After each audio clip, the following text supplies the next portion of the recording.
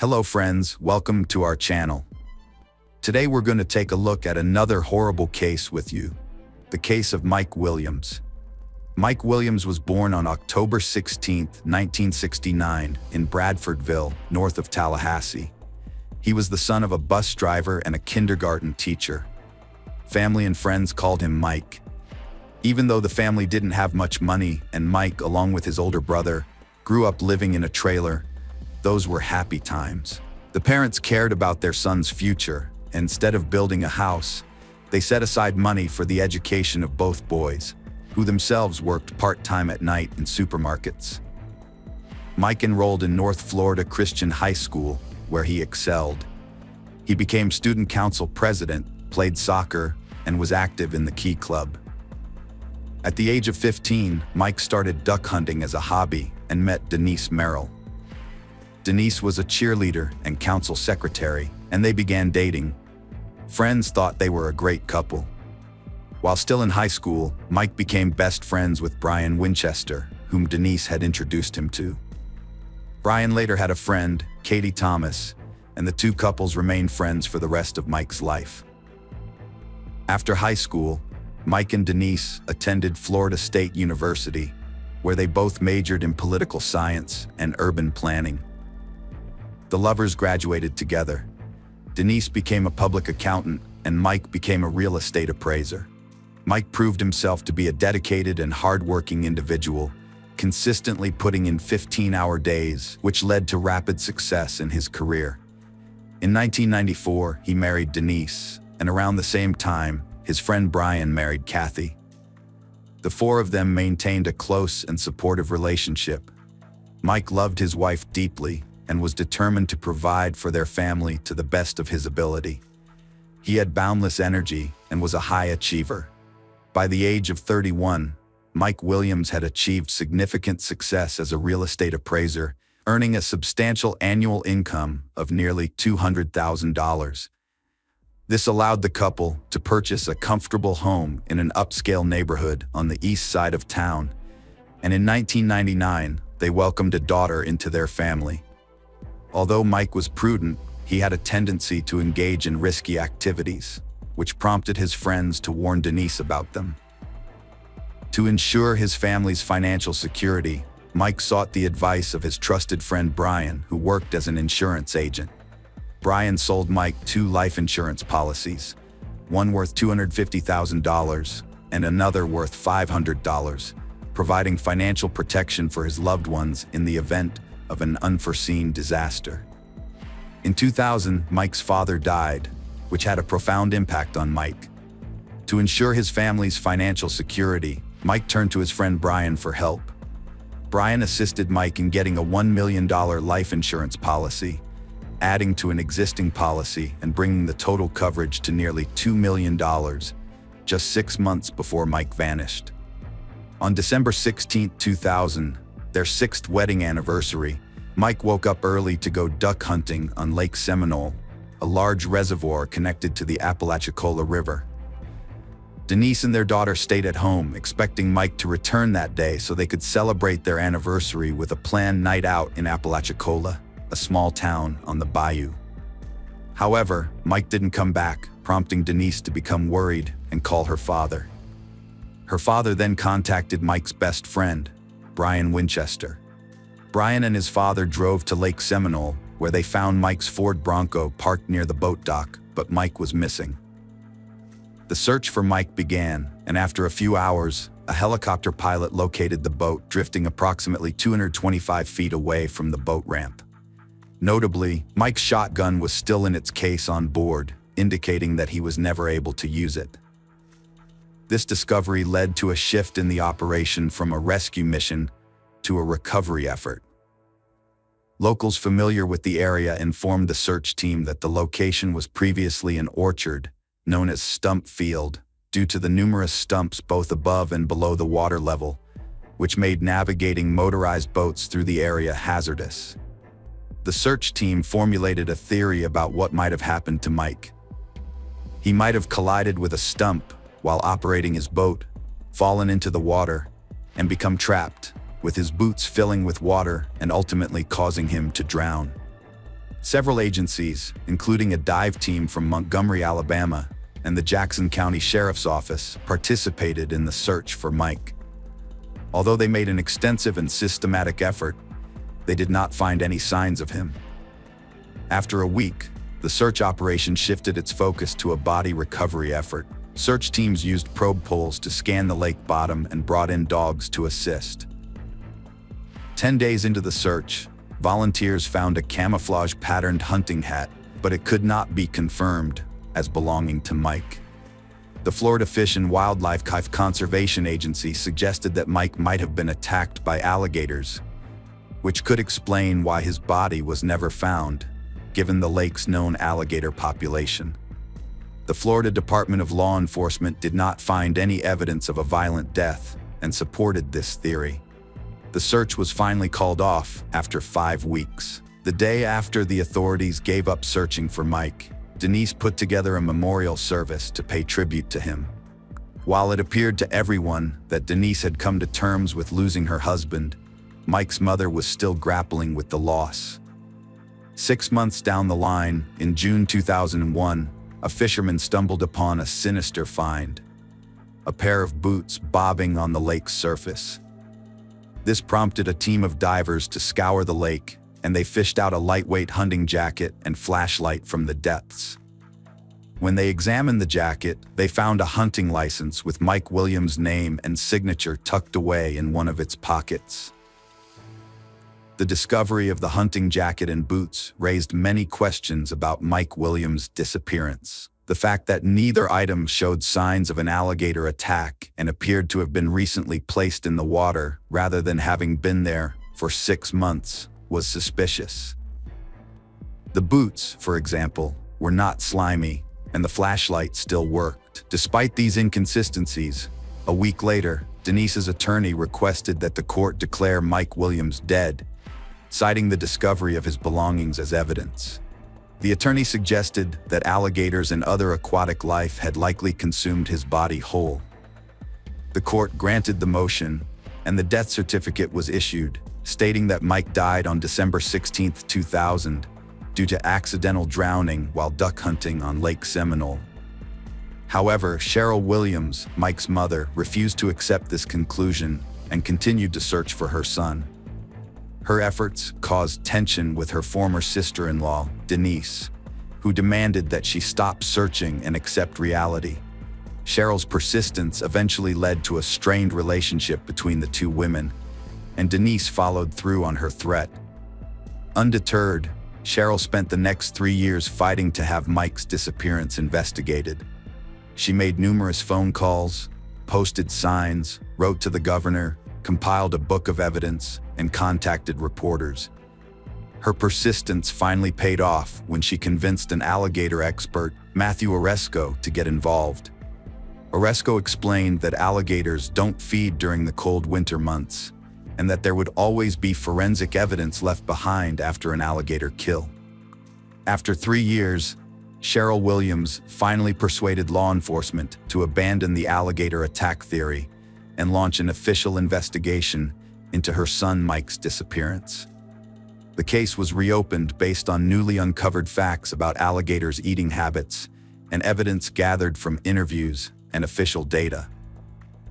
Former investigator Ronnie Austin revealed that the general consensus among law enforcement agencies was that Mike's death was not accidental. Initially, the Florida Fish and Wildlife Conservation Agency took charge of the case, as Mike was considered a missing hunter. They spent 735 hours searching a 10-acre section of the lake for his body, but neglected to explore other possibilities. Subsequent investigations involved interviewing all those involved in the search, including police officer David Arnett, who was present at the scene. He pointed out several suspicious circumstances. Mike rarely hunted alone. His truck was found in an undeveloped area, and the severe storm that night should have pushed the boat to the east shore, yet it was found on the west shore. Furthermore, the boat's motor was not running, despite being full of gasoline.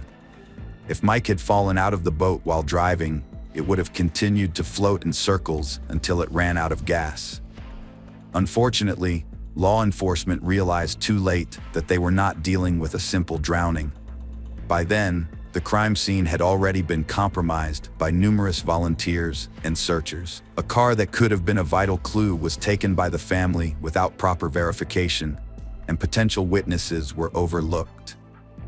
Denise Williams and Brian Winchester aroused the suspicion of investigators due to their sudden union. The fact that Winchester had divorced his wife Kathy and married Denise raised eyebrows. Further investigation revealed that Denise had received a substantial financial gain of nearly $2 million from her late husband's life insurance policy. Detectives discovered that Winchester was the one who had sold the policy to Mike. It was also peculiar that Denise, as Mike's wife, showed little interest in the investigation and actively tried to hinder Cheryl's efforts, even going so far as to forbid the grandmother from communicating with her granddaughter. When the newlywed couple was brought in for questioning, their statements failed to shed new light on the case. Brian provided an alibi, stating that he was 60 miles from the lake and at home in bed at the time of Mike's disappearance, which his ex-wife Kathy could corroborate. He claimed that he had intended to go hunting with his father-in-law that morning, but overslept. Denise's interrogation also yielded no new leads. In 2008, the Florida Department of Law Enforcement revealed that Mike's disappearance was not accidental, and they suspect he was a victim of a crime. However, due to the lack of sufficient evidence, they are unable to bring charges. Despite this, Cheryl Williams persisted, and her efforts led to the Discovery Cable Channel featuring a story on Mike's disappearance and the subsequent investigations. By that time, Cheryl had become disenchanted with the Florida Department of Law Enforcement, convinced that they were either incapable or uninterested in resolving the case. Starting in 2012, Mike's mother, Cheryl, began a campaign to push for a new investigator or special prosecutor in Mike's case. Over 9 years, she wrote a staggering 2,600 letters to Governor Rick Scott, pleading her case. Meanwhile, in 2012, Denise discovered that Brian was cheating on her, and they broke up. The following year, she filed for divorce. As the divorce proceedings dragged on, an appraisal of their former family home was scheduled, which would finally free them from their property disputes. This event marked a turning point in Mike's case. The breakup was acrimonious, with Brian refusing to accept the divorce and Denise refusing to continue the relationship. Their constant fighting was further complicated by the Williams investigation, which seemed to be mocking them. Brian continued to call Denise, but she stopped taking his calls. The stress was taking a toll on him. On August 5, 2016, the day of the scheduled real estate appraisal, Denise left her home to drive to her job at Florida State University. As she chatted with her sister on the phone, she noticed someone climbing into the back seat of her car. To her shock, it was Winchester. Brian, who had been hiding in the back seat, pressed a loaded gun against Denise's ribs and ordered her to drive straight ahead. He claimed he was forced to take this drastic measure because she had stopped answering his calls. Denise attempted to placate Brian by agreeing with everything he said and promising to give him a chance to salvage their marriage. Naively, Brian believed her. Denise reassured him that she wouldn't report the incident to the police, and Brian exited the car, taking with him the brown sheet, plastic sheeting, bleach sprayer, and tools. It became evident that Denise had narrowly escaped death. Denise promptly called emergency services, and Brian was swiftly arrested and charged with kidnapping, a first-degree felony in Florida carrying a maximum penalty of life imprisonment. He was also charged with domestic violence and armed burglary. The court ruled to detain Brian without bail. Cheryl Williams, hopeful that this development would shed light on her son's disappearance case, expressed optimism.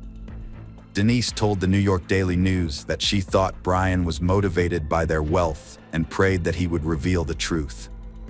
In a surprising turn of events, Brian cooperated, negotiating a lenient deal with the prosecutor and avoiding a life sentence. Brian began his confession by saying that initially, their marriage was going well, but he was a bad husband. He discovered a note in his first wife Kathy's purse revealing her infidelity, and he sought revenge. They regularly socialized with Denise and Mike, going to bars and concerts together. Brian had known Denise since high school, but it wasn't until his girlfriend Kathy cheated on him that he started viewing Denise in a romantic light. The affair between Brian and Denise started in October 1997. What began as a drunken one-night stand at a rock concert soon turned into frequent secret trysts. They would meet at hotels during the workday whenever possible. Brian didn't want to divorce Kathy, but Denise made it clear she wouldn't leave her husband. She cared deeply about public opinion and didn't want to risk losing custody of her daughter. Over time, their affair evolved beyond casual sex. Denise and Brian saw themselves as a couple, exchanging gifts and love letters. It became apparent they couldn't continue like this. They couldn't bear to be apart. But divorce was off the table for Denise. Her reputation as a pious person had to remain intact. Then, Mike nearly died in a hunting accident, and Brian saved his life.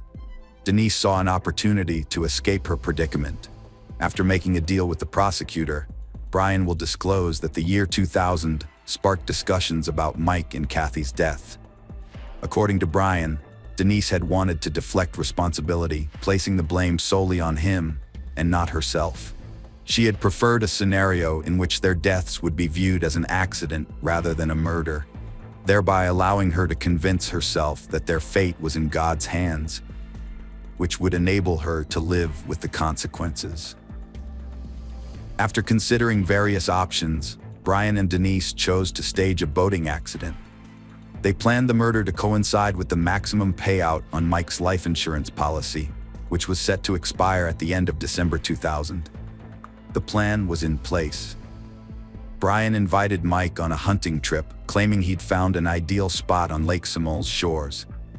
Mike thought he'd be back home by noon to celebrate his anniversary with his wife. Brian told him to bring his wading boots, as they were essential for the trip. Unbeknownst to Mike, Brian had a sinister motive. If he fell overboard wearing wading boots, he'd supposedly drown quickly. The plan was to make Mike's death appear as an accidental drowning. Once they were in the water, Brian pushed Mike out of the boat. However, Mike grabbed onto nearby stumps and started wading through the water towards the shore. Brian panicked, not knowing how to react. Mike began shouting for help, and Brian, desperate and confused, grabbed a shotgun and shot Mike in the head without thinking of the consequences. Brian's plan had unraveled, and he had to cover his tracks. Time was running out. He should have been home by now, getting ready to go hunting with his father-in-law. Since no one knew he was at the lake with Mike, Brian decided to drive home and pretend he'd overslept.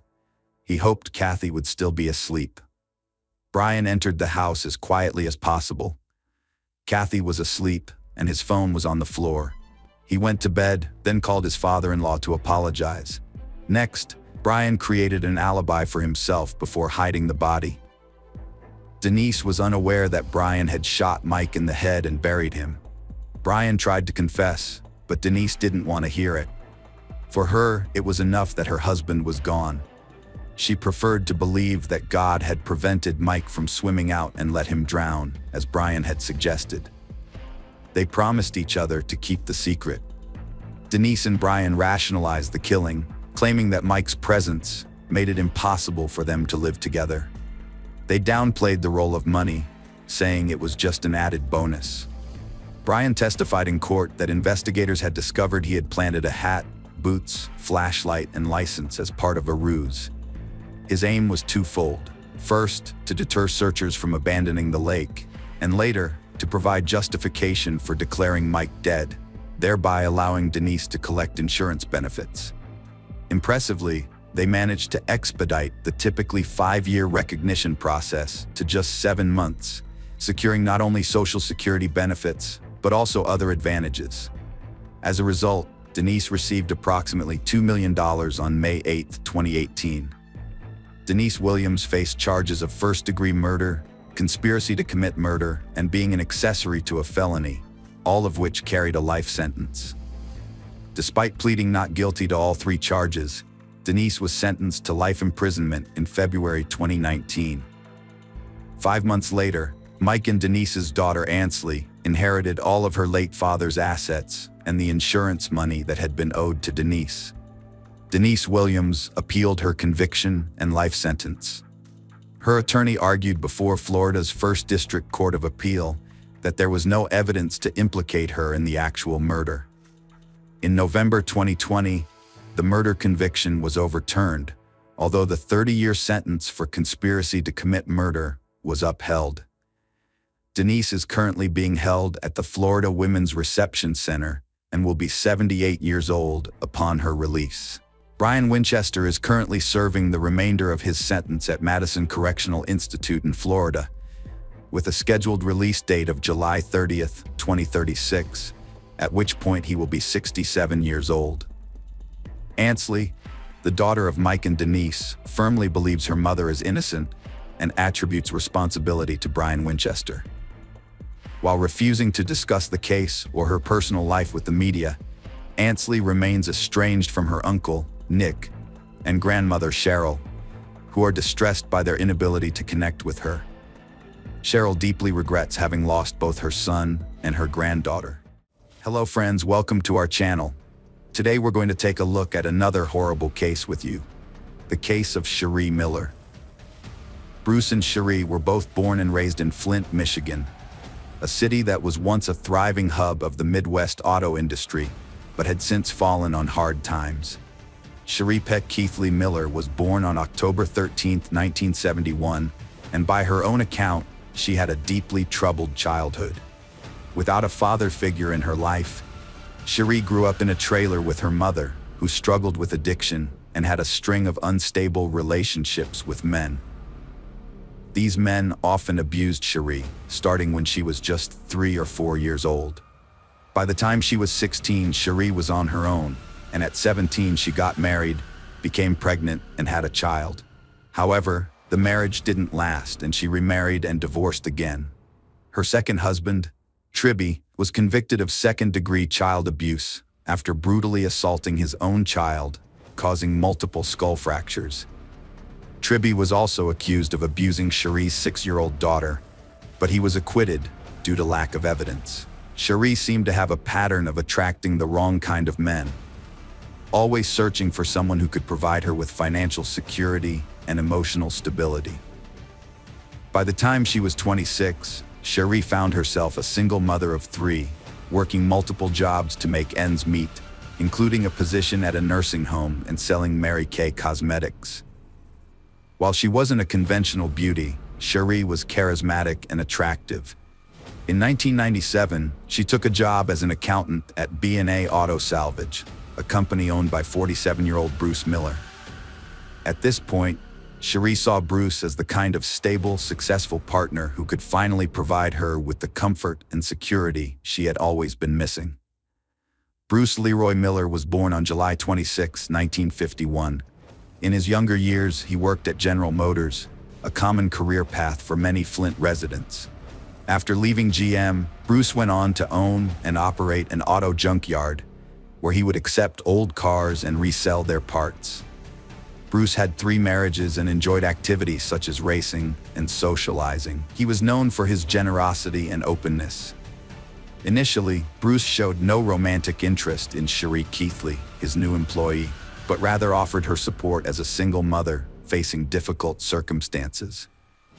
However, Cherie eventually caught his attention, and despite their 20-year age difference, an office romance blossomed. Bruce was flattered by the attention of a younger woman, and they quickly moved from dating to living together. The couple got married on April 23, 1999, in one of Las Vegas's chapels, just 4 months into their relationship.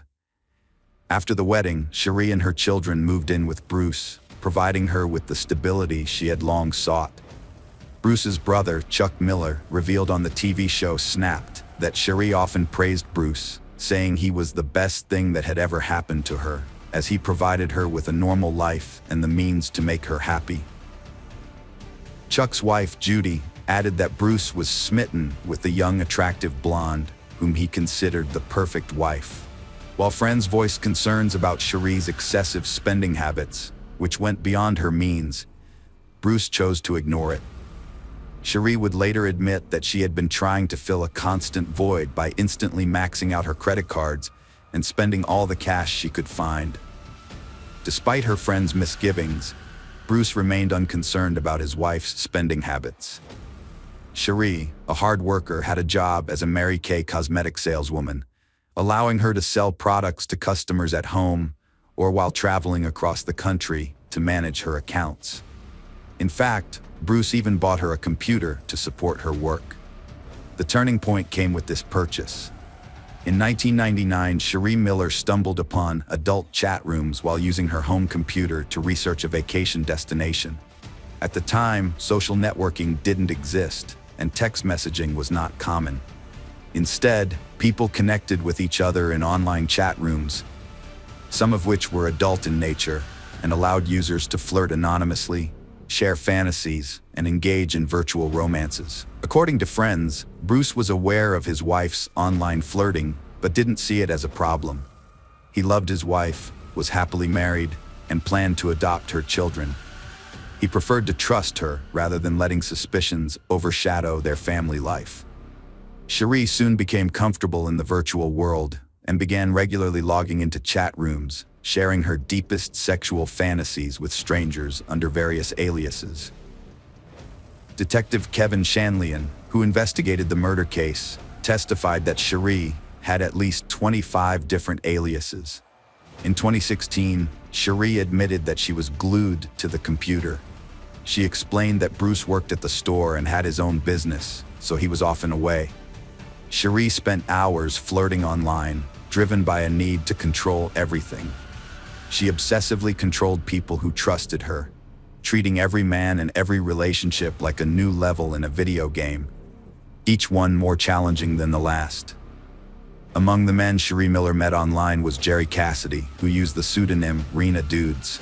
Born on October 6, 1960, in Kansas City, Missouri, Jerry was a married man who raised a son, enjoyed deer hunting with his brothers, and had a dream of becoming an FBI agent while working as a homicide detective. However, when he reported corruption involving falsified records to a coworker, he faced retaliation, was demoted, and eventually forced to resign after 9 years of service. Despite doing the right thing, the experience ended his career. Depression, drinking, and substance abuse followed, which led to the breakdown of his marriage. Later, Jerry got his life back on track, moved to Reno, Nevada, and became a security guard at Harrah's Casino. In his free time, he frequented chat rooms where he met Cherie Miller.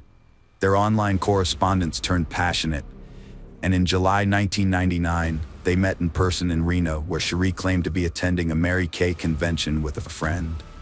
The online romance blossomed into a physical affair, and Jerry thought his life was finally taking a turn for the better. Cherie presented herself as a wealthy businesswoman living with a disabled husband who was seeking a discreet sexual encounter. Jerry believed her, as his friend Carol Slaughter would later recall. At the time, Jerry was at a low point in his life. His marriage had ended, and he was in a new neighborhood with no friends. He became deeply infatuated with Cherie, telling Carol Slaughter that Cherie was exceptional in the bedroom. Throughout the summer and fall, Cherie used her cosmetics business as a front for frequent trips to Reno, where she would secretly meet with Jerry. The two exchanged explicit emails and instant messages, including intimate videos, and even went so far as to rename their online accounts, with Cherie calling herself Jerry's Fool and Jerry calling himself Cherie's Fool. Despite his background as a cop, Jerry seemingly failed to notice any red flags, blinded as he was by Cherie's professions of love. Whether due to naivety, flaws, or emotional vulnerability, Jerry proved to be an easy target for Cherie's manipulation. She quickly wove a web of deceit, convincing him that he needed to kill her husband. The impact on Jerry was evident to those around him. His friends noted that after Cherie entered the picture, he became increasingly erratic, exhibiting symptoms akin to bipolar disorder. He would be overly excited and energetic before her visits, only to plummet into painful depression after she left. As early as September, Cherie claimed to be pregnant with Cassidy's child, sending Jerry fake evidence, including doctored photos, a forged positive pregnancy test, and even fake belly pictures. Shortly after, she feigned that her husband Bruce had discovered her infidelity, beating her and causing her to miscarry. Unbeknownst to Jerry, Cherie had actually undergone a tubal ligation in 1995, rendering her sterile. Jerry had no reason to doubt her lies, and so he believed every word. After losing the baby, Cherie announced that she was pregnant again, this time with twins. Jerry begged her to leave her abusive husband Bruce, take the children, and come live with him. Cherie feared for her life and Jerry's, claiming Bruce had mafia connections and wouldn't let them leave. Despite her fears, Cherie continued to secretly meet Jerry in Reno. During one of these meetings, Jerry was arrested for drunk and disorderly conduct at a casino, which temporarily halted their online communication. After his release, Jerry decided to protect Cherie from further danger by distancing himself from her and returning to Missouri to reconcile with his family. The online relationship continued, with Cherie sending Jerry photos of her ultrasound and growing belly. On November 5, 1999, Jerry received an ominous email, allegedly from Bruce, threatening to prevent the twins' birth. Alarmed, Jerry tried to contact Cherie but received a message from her hours later, saying she had to leave for a few days. The next day, Jerry received a message from Bruce, revealing that he had forced Cherie to have an abortion. The message included disturbing photos of a battered Cherie. Jerry had reached his breaking point. The tragic deaths of his twin children at the hands of Bruce Miller had left him devastated and consumed by anger. He held Bruce responsible not only for the loss of his 3 children, but also for the suffering of the woman he loved. The next day, November 8th, Jerry confided in Cherie, declaring his intention to kill her husband. Together, they began to orchestrate a plan to take his life. They carefully mapped out routes, identified ideal parking spots, and pinpointed the perfect location and time to dispose of the body. Jerry then embarked on the long journey from his home to Michigan. As Bruce prepared to leave work, he received a call from Cherie, following their plan. She asked him to pick up a pizza on his way home, distracting him from the impending danger. Unaware of the threat lurking behind him, Bruce failed to notice Jerry approaching, shotgun in hand, before he pulled the trigger. After committing the crime, Jerry returned home while Cherie set the next part of their plan in motion. She contacted Bruce's brother, Chuck, pretending to be worried about her husband's prolonged absence, and requested that he drive to the junkyard to check on him. When Chuck arrived, he found his brother's lifeless body on the floor, lying in a pool of blood, with a close-range shotgun wound to the chest. Witnesses reported that Cherie reacted with screams and tears upon learning of Bruce's death. The crime scene was promptly discovered, but the perpetrator had left behind no trace or evidence. Investigators found that Bruce typically carried large sums of cash, leading them to initially suspect that his death might have been the result of a botched robbery, since his wallet was missing. Suspicion fell on John Hutchinson, a friend and employee who had recently borrowed $2,000 from Bruce. Police questioned Hutchinson, searched his home, and seized his weapons, but he denied any involvement. Although Hutchinson failed a polygraph test, the investigation proved inconclusive, and he was eventually released. A theory that the murder was committed to falsify vehicle identification numbers was explored, but none of the leads panned out, and the case was eventually closed. In the meantime, Cherie's behavior seemed suspicious to Judy Miller, the sister of Bruce, the victim. Just 2 days after her husband's death, Cherie was seen dancing happily in a bar in Otisville, Michigan.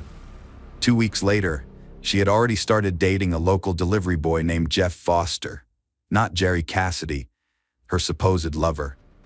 Jerry Cassidy had expected to be with Cherie after the murder, but she started to distance herself from him instead.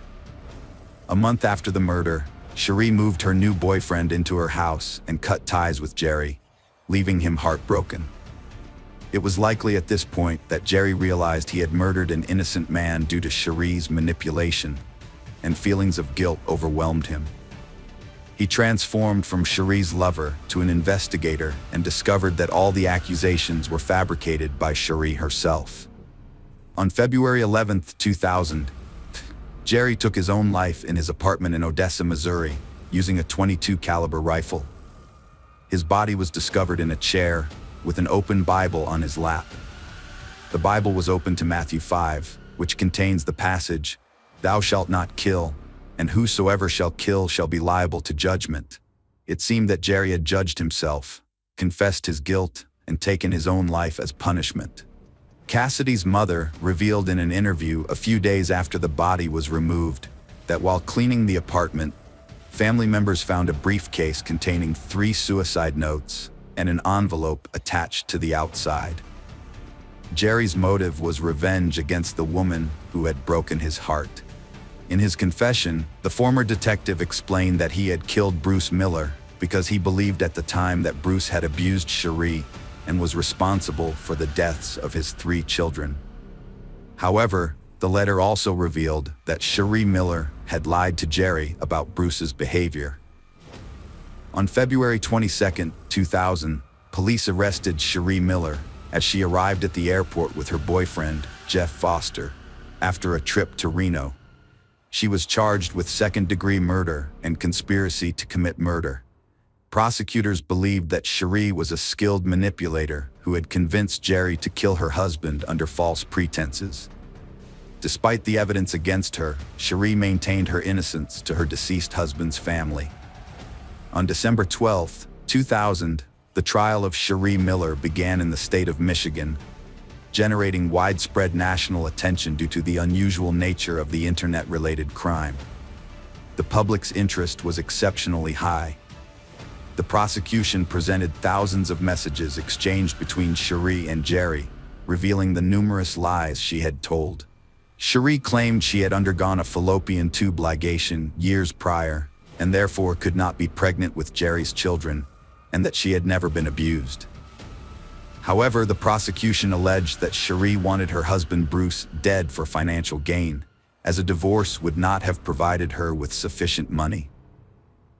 In contrast, the defense argued that Cherie received only a minimal sum after Bruce's death and would have enjoyed a more affluent lifestyle had she remained married.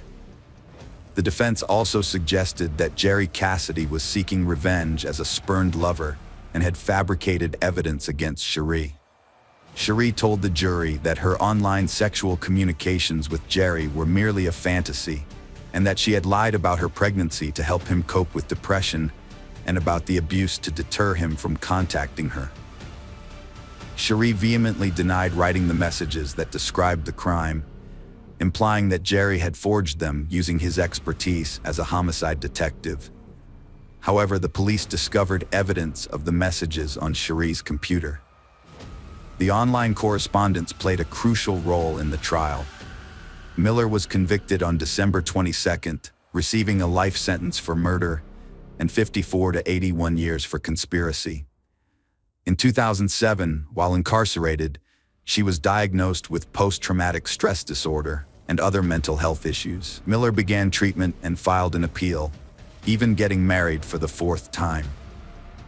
Michael DeNoia saw Miller's story on the news and was captivated by her charm. He wrote to her, and in 2008, he visited her in prison, proposing during the visit. Although some reports claim they got married in April 2008, there is no evidence to support this. In 2008, Miller's conviction was overturned on appeal, and she was released from prison in 2009.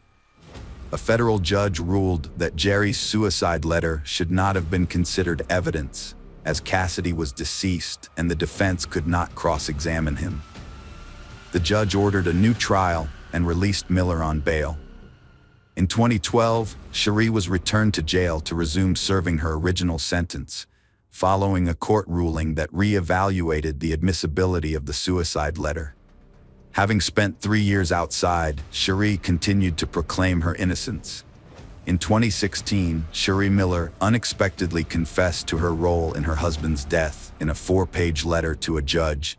Many saw this as a bid for sympathy or profit. Cherie wrote that being sent back to prison after 3 years of freedom triggered her admission. She was devastated to leave her daughter and granddaughter behind, and the full weight of her actions hit her. She described her husband as a great man who only loved and wanted to adopt her children, and she was filled with remorse for ordering his killing. Cherie gave a 2022 TV interview, confessing Bruce wasn't mob-connected and didn't abuse her. She faked bruises and ultrasound scans to control Jerry, fearing Bruce would discover her true identity. Cherie knew Jerry's depression and had evidence, but thought she could manipulate the jury. She rejected a 15-year plea bargain, leading to a life sentence. Now incarcerated, Cherie seeks peace, saying it's hard to face her actions. Hello friends, welcome to our channel. Today we're going to take a look at another horrible case with you. The case of Lassie Peterson. Lassie Rocha was born on May 4, 1975, to Sharon and Dennis Rocha. When Lassie and her older brother Brent were still young, their parents got divorced. After the divorce, Lassie's mother married Ron, a dairy farmer, who became a significant father figure in her life. Ron helped raise Lassie and played an important role in her upbringing. With her cheerful and outgoing personality, Lassie was known for her bright smile and bubbly nature. She loved talking to people and was always eager to engage in conversations, which made her a natural attention seeker. She thrived in social situations and was very popular. Growing up on a dairy farm with her stepfather, Lassie developed a strong connection with nature. She spent a lot of time exploring and enjoying the outdoors. One of her favorite activities was gardening with her mother, which brought them both a lot of joy and fulfillment. As a teenager, Lassie attended Thomas Downey High School and was a cheerleader. Her outgoing and bubbly personality made her a perfect fit for this role. She became very popular at school and made a lasting impression as the ideal cheerleader. After graduating from high school, Lassie went on to attend California Polytechnic University, where she studied ornamental horticulture. Her passion for plants and wildlife inspired her to specialize in this field. While at Cal Poly, Lassie regularly visited her friend who worked at a restaurant in Morro Bay. That's where she met Scott Peterson, a co-worker of her friend. Lassie was instantly attracted to Scott and soon found herself smitten. She decided to take the initiative and gave him her phone number. Scott quickly got in touch with Lassie, and they instantly clicked during their first conversation. After some anticipation, Scott asked Lassie out on their first date, a deep-sea fishing trip. Unfortunately, Lassie got seasick during the outing. Despite the unfortunate start, Lassie and Scott continued seeing each other, and their relationship became more serious over time. They eventually decided to live together. Before meeting Lassie, Scott had ambitions of becoming a professional golfer, but as their relationship progressed, his priorities changed, and he opted to focus on a business career instead. In 1997, Lassie graduated from California Polytechnic State University, followed by Scott's graduation the next year. This marked a significant turning point in their lives, filled with promise and potential. On August 9, 1997, the couple exchanged their wedding vows in Avila Valley, San Luis Obispo County, surrounded by a picturesque resort setting. They celebrated their love and commitment to each other. After getting married, Lassie and Scott launched a new business venture by opening The Shack, a sports bar in San Luis Obispo, California. Although business was initially slow, the couple eventually saw a steady increase in customers, with weekends often being particularly busy. After several successful years, in 2000, Lassie and Scott made the difficult decision to sell The Shack. Despite the bar providing a steady income, they decided it was time to explore new opportunities. Following careful consideration, they finalized the sale and relocated to Lassie's hometown of Modesto, California. In Modesto, Lassie and Scott bought a beautiful 3-bedroom, 2-bath home in a high-end neighborhood. Lassie took on a part-time job as a substitute teacher, while Scott worked for a European fertilizer company. As a devoted and dedicated partner, Lassie focused her time and energy on being the best wife possible for Scott, mastering cooking, cleaning, and being attentive, ensuring their home was always warm and welcoming. In 2002, the couple received wonderful news. They were expecting a baby. The due date was set for February 10, 2003, not 2023. Upon learning the baby's gender, they happily announced that Lassie and Scott were having a boy. They finally chose the name Connor for their little bundle of joy on December 24, 2002. Scott said he left the house at 9:30 a.m. to go fishing at the Berkeley Marina. At that time, Lassie had a lot of things planned, according to Scott. She was watching Martha Stewart on TV, getting ready to clean the floor, bake Christmas cookies, and walk their golden retriever Mackenzie at the park. However, around 10:30 a.m., one of their neighbors found Mackenzie wandering around outside their home. The neighbor took Mackenzie back to Scott and Lacey's house and left her in the backyard. When Scott got back home that afternoon from fishing, he said the house was empty. Mackenzie was in the yard, but there was no sign of Lacey. Her car was still parked in the driveway. Scott claimed that after he got home, he took a shower and washed his clothes, which had gotten dirty and wet from fishing. After Scott finished his shower on Christmas Eve, he realized Lacey was missing. As he grew more worried, he decided to call Lassie's mother and stepfather, Sharon and Ron. Unfortunately, neither of them had heard from Lacey all day, and they were getting worried about her safety too. As time passed and Lassie remained missing, Scott and Sharon decided to report her disappearance to the police around 6 p.m. They stressed to the police the urgency of finding Lassie, given her 7-month pregnancy with their baby Connor. During questioning, the police asked Scott about his whereabouts and activities on the day his wife vanished. According to Scott, he went fishing at the Berkeley Marina, approximately 90 miles from their Modesto home. However, the police would later reveal that they suspected foul play in Lassie's disappearance from the start of their investigation. Initially, the police did not treat Lassie's case as suspicious, despite the family's concerns. As the search for Lassie continued, her family publicly defended Scott. To outsiders, Scott and Lassie appeared to be an ideal couple, making it difficult to imagine Scott capable of harming his pregnant wife. As the investigation into Lassie's disappearance continued, the police became increasingly suspicious of Scott. Almost a month after Lassie vanished, the police made a startling discovery about Scott Peterson. Their investigation revealed that he had had 2 extramarital affairs and a long-term relationship with a woman named Amber Fry while still married to Lassie. Amber Fry got in touch with the police on December 30, 2002, after finding out that Scott was a suspect in his wife's disappearance. She informed the police that she had been having an affair with Scott, who initially presented himself as a single man when they first met on November 20, 2002. However, 2 weeks prior to Lassie's disappearance, Scott confessed to Amber that he was a widower and that this Christmas would be his first one without his wife, which was a different story from what he initially told her. The police were shocked by this information and began to suspect that Scott may have already decided to murder his pregnant wife. To gather evidence against Scott, the police asked Amber to make a recorded phone call to him, hoping to capture a confession on tape. The police informed Lassie's family about Scott's infidelity. It was not until they showed her a picture of Scott with Amber that Lassie's mother, Sharon, finally accepted Scott's guilt in Lassie's murder.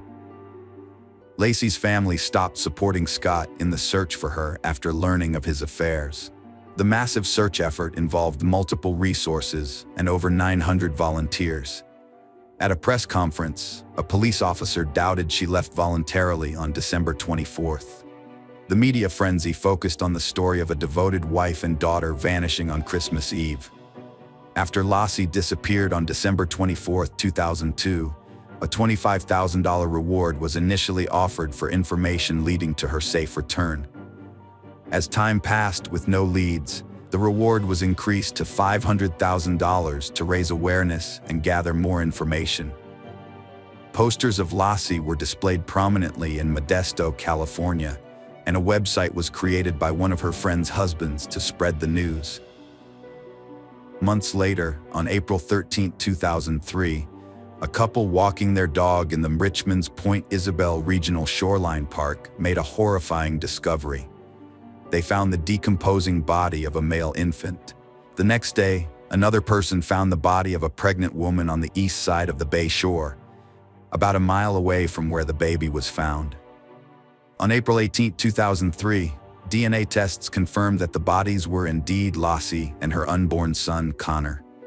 Lassie and Connor were laid to rest at Wood Cemetery. The Associated Press later discovered that the autopsy revealed disturbing details about Lassie's body. She had suffered 2 cracked ribs, her upper torso had been emptied of internal organs, and her head and limbs were missing. The medical examiner concluded that the baby had died while still in Lassie's womb and was expelled after her death.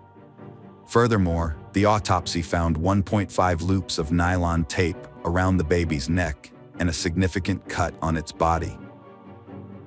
To investigate Lassie's disappearance, agents from the FBI and the Modesto Police Department searched the residence of Scott and Lacey. They discovered several intriguing clues, including a piece of hair found in Scott's pliers on his fishing boat.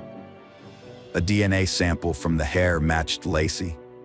In addition to searching their home, the FBI thoroughly examined Scott's truck and warehouse, looking for any potential evidence linking him to Lassie's disappearance.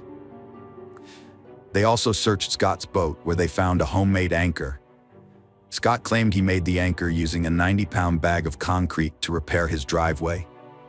However, the state believed that Scott had made 5 anchors, using 4 of them to weigh down Lassie's body in the San Francisco Bay. Lassie and her baby son Connor's bodies were found in San Francisco Bay. After this, Scott was arrested near a golf course. Notably, Scott's hair was bleached blonde, and his car was packed with $115,000, survival gear, camping equipment, 4 cell phones, and 2 driver's licenses. This evidence suggested he was preparing to flee, but his father claimed the license was borrowed to get a golf course discount, and the packed car was due to media scrutiny. Scott's trial started a year after his arrest in June 2004. In their opening arguments, the prosecution presented its case to the jury, claiming that they had evidence Scott murdered Lassie because of his affair with Amber Frey. The prosecution highlighted Scott's suspicious behavior in the days leading up to and following Lassie's disappearance, pointing out inconsistencies in his initial police statement. At first, Scott told police he was fishing, but later told others he was golfing. The prosecution also emphasized Scott's request to police about whether they had used cadaver dogs to search a park where Lassie walked their dog, suggesting he was aware of a potential crime scene and trying to cover his tracks. In response, Scott's defense attorneys presented a strong counter-argument. They argued that just because Scott had a history of infidelity, it didn't necessarily make him guilty of Lassie's murder. They claimed it was unlikely Scott would risk everything for someone he had only gone on 4 dates with. The defense also proposed that Lassie's hair could have been found in Scott's boat due to a previous visit to the marina with him. During Scott's trial, 2 relatives of Lassie's provided testimony and reported that Scott displayed no emotional response during the period when his pregnant wife was missing. A real estate agent also testified, stating that Scott approached her in January, 1 month after Lassie's disappearance, attempting to sell the couple's home. Furthermore, a car salesman testified that Scott traded in Lassie's vehicle after she vanished. The state regarded all of this as evidence of Scott's guilt. Amber Frey took the witness stand and discussed her affair with Scott. The jury listened to secretly recorded phone calls between Amber and Scott, including one made after Lassie's disappearance in which Scott falsely claimed to be in Paris, when in actuality he was attending a vigil for his missing wife. A hydrologist testified that Lassie's body could have been dumped where Scott claimed to be fishing. The defense argued there was no credible evidence linking Scott to the crime, suggesting someone kidnapped Lassie, held her until she gave birth, then dumped both bodies in the bay. During Scott's trial, a juror was dismissed and replaced with an alternate due to misconduct. This juror had conducted unauthorized research on the case, violating legal procedures. Furthermore, the foreman also requested to be removed from the case, citing concerns about maintaining a fair and just trial. On November 12, 2004, a California jury found Scott guilty of 2 counts of murder. Specifically, he was convicted of first-degree murder for the killing of his wife Lassie and second-degree murder for the killing of their unborn son Connor. Notably, Lassie's murder was classified as first-degree murder with special circumstances due to the involvement of the fetus, making Scott eligible for the death penalty. After Scott's conviction for the murders, the trial entered its penalty phase, which focused on determining the appropriate punishment. The jury had to consider various factors, including Scott's criminal history, any circumstances that might increase his punishment, aggravating circumstances, and any circumstances that might reduce it, mitigating circumstances. The jury unanimously agreed that Scott should receive the death penalty.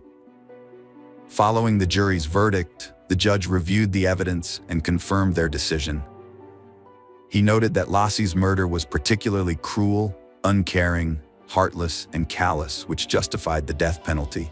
As is automatic in such cases, Scott's sentence was appealed, and his case was subsequently heard by the California Supreme Court in June 2020. During the appeal, Scott's defense team raised several arguments. They claimed that some potential jurors were improperly dismissed, that the trial judge should not have allowed 2 jurors to visit Scott's boat, and that the trial should have been moved to a different county due to concerns that many potential jurors had already made up their minds about Scott's guilt before the trial began. However, the state countered that there was no evidence to suggest any jurors were unfairly dismissed, and that none of the 12 jurors who decided Scott's fate had shown any bias. In August 2020, the U.S. Supreme Court upheld Scott's conviction but overturned his death sentence. In 2021, the judge resentenced Scott to life imprisonment without parole. Consequently, Scott was moved from San Quentin State Prison, where he had been on death row, to Mule Creek State Prison in Ione, California, as per the judge's order. President George W. Bush signed the Unborn Victims of Violence Act in 2004, with Lassie's family present. The law, also known as Lassie and Connor's Law, protects unborn children from violence, recognizing them as separate legal entities from their mothers and making it a crime to harm or kill them. Hello friends, welcome to our channel. Today we're going to take a look at another horrible case with you, the case of Chris Watts. Shanann and Christopher Watts, both from North Carolina, met in 2012. Shanann was from Aberdeen, while Chris hailed from Spring Lake. On November 3, 2012, they got married, but not everyone was pleased with their union. Chris's parents, Cindy and Ronnie Watts, did not attend the wedding due to Cindy's dislike of Shanann and the way she treated her son. A year after their wedding, Shanann and Chris made a significant decision to buy a new home in Frederick, Colorado. This marked a new chapter in their lives as they started fresh in their new home. After relocating to Colorado, the couple looked forward to starting a family. Their dream was realized on December 17, 2013, with the birth of their daughter, Bella Marie. 2 years later, on July 17, 2015, they welcomed their second daughter, Celeste Catherine, affectionately known as Cece. Shanann was diagnosed with lupus at a young age, a chronic autoimmune disease that affects various parts of the body. The immune system mistakenly attacks healthy cells and tissues, producing autoantibodies that target and destroy them, leading to inflammation and tissue damage. This diagnosis brought devastating news. It would be challenging for her to conceive and have children. Shanann had always dreamed of becoming a mother, and this revelation shattered her. However, she defied the odds, experiencing the incredible joy of motherhood not once, but twice. Shanann was a warm and compassionate person who radiated kindness and positivity. Those who knew her described her as a loving and caring individual who made everyone feel welcome. She had a driven personality, always striving to create a better life for herself and her family. Her vibrant and warm nature effortlessly drew people to her. Shanann was an exceptional mother to her two daughters, Bella and Cece. Her love for them was boundless, and she cherished being a mother more than anything in the world. She was dedicated to providing for her children in every way possible, nurturing and supporting them unconditionally. Bella, the older sibling, was a caring and nurturing child who enjoyed taking care of her younger sister. Cece, on the other hand, was a lively and energetic child who brought joy and laughter to everyone's lives with her vibrant personality. Shanann's friends and family thought she had a perfect marriage, but they found Chris hard to get close to. Despite this, they welcomed him because Shanann was deeply in love with him. In 2015, Shanann and Chris filed for bankruptcy due to significant financial struggles. These included a large mortgage, car payments, loans, medical bills, and a substantial amount of credit card debt. At the time, Chris worked at Anadarko Petroleum, and Shanann worked at a children's hospital call center. By 2016, Shanann had started a new career as a consultant for a multi-level marketing company. She sold a nutritional supplement called Thrive, which was administered through a patch. Shanann was extremely passionate about her job. According to a coworker, Cynthia DeRosette, everyone who met her was drawn to her energy. Shanann was happy with her life, husband, and two daughters, but she had one wish remaining: to have a baby boy to complete their family. In spring 2018, she got an unexpected but pleasant surprise when she found out she was pregnant for the third time. This news filled her with excitement and anticipation. After further tests, Shanann discovered she was having a baby boy. Shanann and Chris were overjoyed, and they chose to name their baby Nico. When Bella and Cece, Shannon's daughters, heard they were going to be big sisters, they were thrilled. During the summer of 2018, Shanann, who was pregnant with Nico at the time, visited her family in North Carolina, while Chris remained in Colorado for work. Shanann took her daughters, Bella and Cece, to visit Chris's parents, Cindy and Ronnie. Despite her strained relationship with her in-laws, Shanann wanted her daughters to spend time with their grandparents. When they arrived, Cindy prepared a snack for Cece despite knowing about her peanut allergy, which Shanann had warned her about. Cindy still served Cece a snack containing peanuts, which deeply upset Shanann. She felt that Cindy had recklessly endangered Cece's life. While visiting family in North Carolina, Shanann noticed a strange change in Chris's communication with her. He stopped responding to her messages and calls, leaving her confused and puzzled. When she asked him what was going on, Chris explained that he had taken on more responsibilities at work due to new employees, but assured her it was nothing to worry about. On July 31st, Chris flew from Colorado to North Carolina to spend the week with Shanann and their two daughters, Bella and Cece. The girls were thrilled to see their dad, and as Chris stepped off the plane, they rushed to him, beaming with excitement. Chris hugged them tightly, but his greeting to Shanann was different. Instead of a kiss, he simply nodded at her. Shanann felt deeply hurt by Chris's distant behavior and was unable to hide her emotions. She texted a friend, confessing her growing concern and sadness. She felt like Chris had changed somehow, and she barely recognized the man she had married. Her words were filled with a mix of sorrow and confusion. Shanann texted her friend to say that her husband Chris was refusing to talk to her, even though they were in the same room. Instead of speaking directly, they were communicating through their phones. Shanann shared a photo with her friend that showed her and Chris sitting on separate couches facing away from each other. In her texts, Shanann confided in her friend that she suspected Chris might be interested in someone else.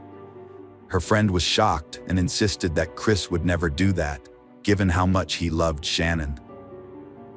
In a heartfelt message to her friend, Shanann revealed that Chris had confessed to her that he no longer thought they were compatible.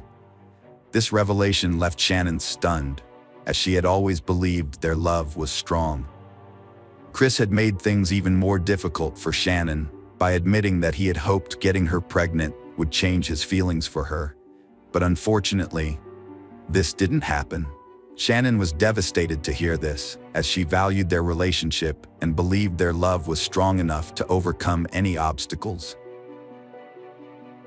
Determined to rescue her family, Shannon proposed that she and Chris attend couples therapy together, aware that their relationship was struggling and hoping that a professional could help them get through their problems. However, Chris refused point blank. Shannon was prepared to make sacrifices and do everything possible to save their relationship, but she quickly came to realize that Chris was unwilling to meet her halfway. Despite her best attempts, Shannon understood that there was nothing Chris was willing to compromise on, and this made her efforts futile. After returning home to Colorado from a trip to North Carolina, Shannon, Chris, and their daughters settled back into their normal routine. However, Shannon's stay was short-lived as she soon embarked on another trip to Arizona for business. During her time in Arizona, Shannon's friends noticed a change in her behavior.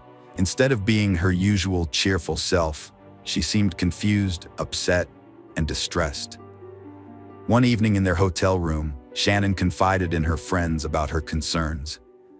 On August 11th, while Shannon was with her friends in Arizona, she received a notification on her phone showing a charge on her and Chris's account from a restaurant. Although this wasn't unusual, the amount of the bill raised concerns. Shannon wondered why it was so high and suspected that Chris might be dining with another woman. This suspicion left her feeling uneasy and uncertain. Shannon returned home from her business trip around 1:48 a.m. on August 13th. Her friend Nicole Atkinson drove her home. The doorbell camera footage showed Shannon entering her house at that time. Shannon's friends were worried when she failed to send her usual good morning messages. They knew she had a crucial appointment at the OBGYN at 9:30 a.m., which she would never miss. However, when she also missed a 12:30 p.m. business meeting, her close friend Nicole Atkinson became extremely concerned. Nicole was convinced something was amiss when no one had heard from Shannon all day. She couldn't shake off the feeling that something was terribly wrong. Feeling a growing sense of urgency, Nicole decided to drive to Shannon's house. As she approached the house, her anxiety spiked. Shannon's van was parked in the garage and her daily shoes were by the front door. Nicole knocked on the front door, hoping Shannon would come out and explain that she had overslept and was tired from her previous day's flight. But Shannon didn't respond. Chris was contacted by one of Shannon's friends who were unable to reach her. He told them not to worry, saying she might be at a friend's house with their daughters. However, this confused Shannon's friends, since they were all in touch with each other and none knew where she was. Shannon didn't have plans to meet any of them. When her friends threatened to report Shannon and the girls missing to the Frederick Police Department, Chris didn't want to involve the police. Despite this, Nicole, worried about her friend, called 911 to report Shannon, Bella, and Cece missing. After Nicole contacted the police, an officer from the Frederick Police Department responded to Shannon and Chris's residence. The officer's body camera footage showed Nicole was visibly distraught over her missing friend. As Nicole was providing every detail she knew about Shannon and her daughters, Chris arrived at the house. Chris exited his vehicle and approached the officer, but it was apparent he didn't share Nicole's level of concern, despite his wife and daughters being missing. During the search of Shannon and Chris's house, the officer found Shannon's purse. Inside, the officer discovered medication prescribed to Shannon and her two daughters. This discovery further alarmed Nicole, but Chris remained calm. The officer also located Shannon's wedding band on the bedside table. The officer and Chris visited a neighbor to review footage from their security camera, which captured part of Shannon and Chris's driveway and garage. The footage showed Chris opening the garage door, moving around, and leaving the home at 5:28 a.m. As they watched the TV footage, Chris's demeanor began to shift. He grew nervous and fidgety, seemingly uncomfortable with what he was seeing on screen. Even his neighbor noticed Chris's strange behavior. When Chris left the house, the neighbor discreetly confided in the officer, expressing doubts about Chris's behavior, stating that he didn't think Chris was acting normally. Concerned about Shannon's well-being, her friends wanted to launch a search for Bella and Cece immediately. However, Chris vetoed the idea, warning them against joining the search. His lack of concern for his wife and daughters deeply troubled Shannon's friends, who couldn't understand his apathy. Officers went door to door in Shannon and Chris's neighborhood, asking residents if they had seen Shannon or noticed anything unusual. The next day, the FBI and the Colorado Bureau of Investigation joined the search for Shannon, Bella, and Cece. The Boulder Police Department also provided cadaver dogs to search the property and house.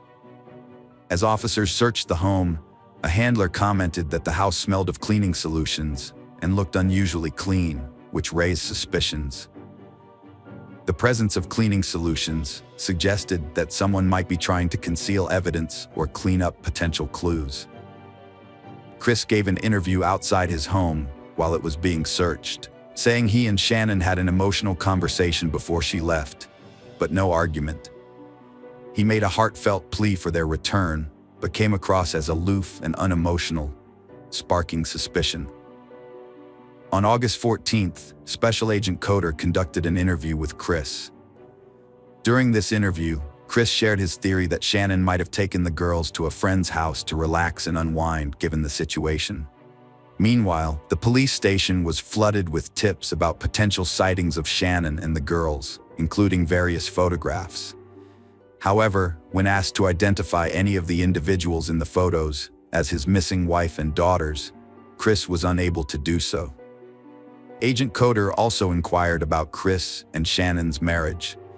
Chris asserted that he had never been unfaithful to Shannon, and, to the best of his knowledge, Shannon had never been unfaithful to him either.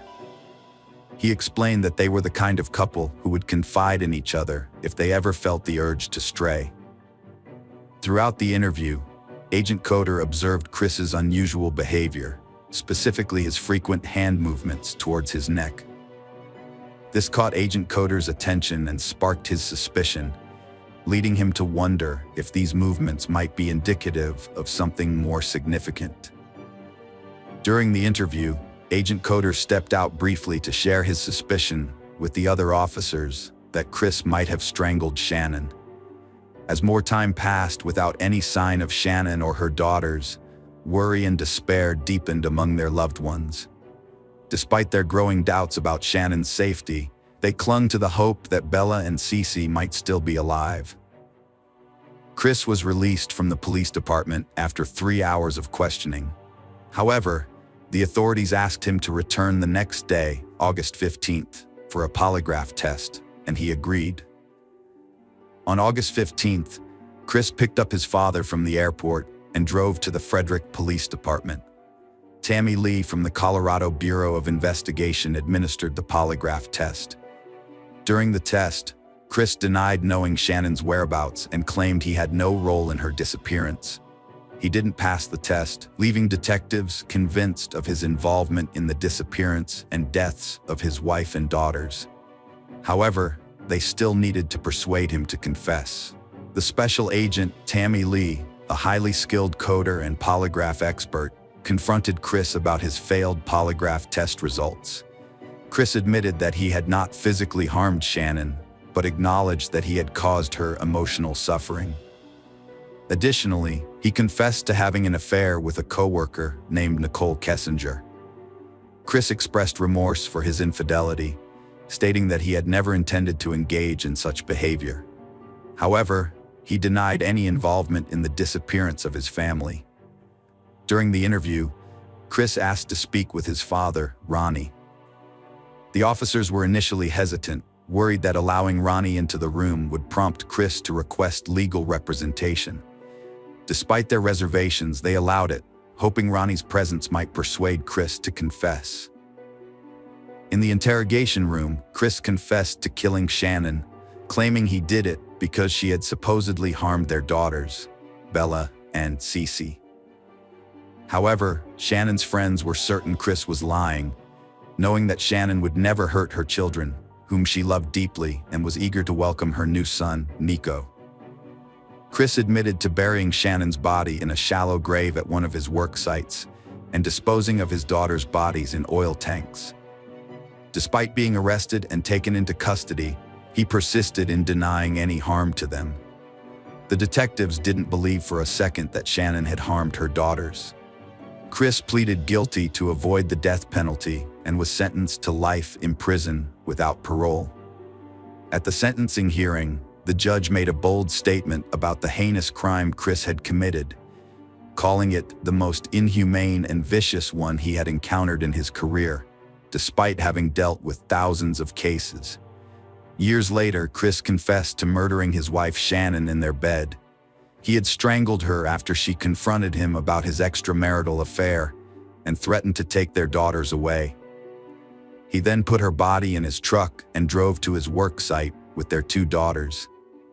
There, Chris claimed to have killed his daughters, one by one, in a horrific sequence of events, where one daughter was forced to witness her sister's death before meeting the same fate.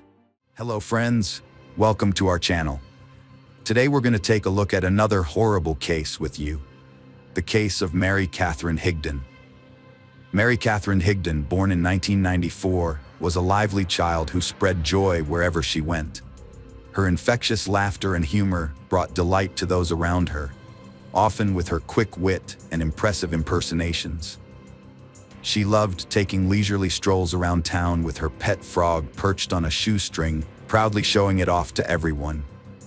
From a young age, Mary had a deep appreciation for nature and animals, spending hours exploring the outdoors and marveling at the beauty of the natural world. Aside from being an entertainment enthusiast, Mary had a passion for performing. She would often stage plays for her family, captivating them with her creativity and boundless imagination. As she grew older, Mary was introduced to firearms and developed a strong interest in them.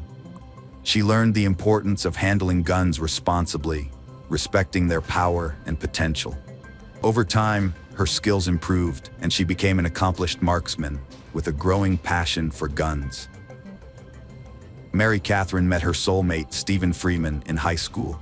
Born on January 1st, 1995, in Griffin, Georgia, Stephen grew up in a close-knit family with his parents and brother. He was a happy child with many friends who described him as laid-back, kind, and helpful. Stephen's family was very important to him, especially his mother, with whom he shared a special bond. He loved spending time outdoors, enjoying activities like hiking, camping, fishing, and hunting.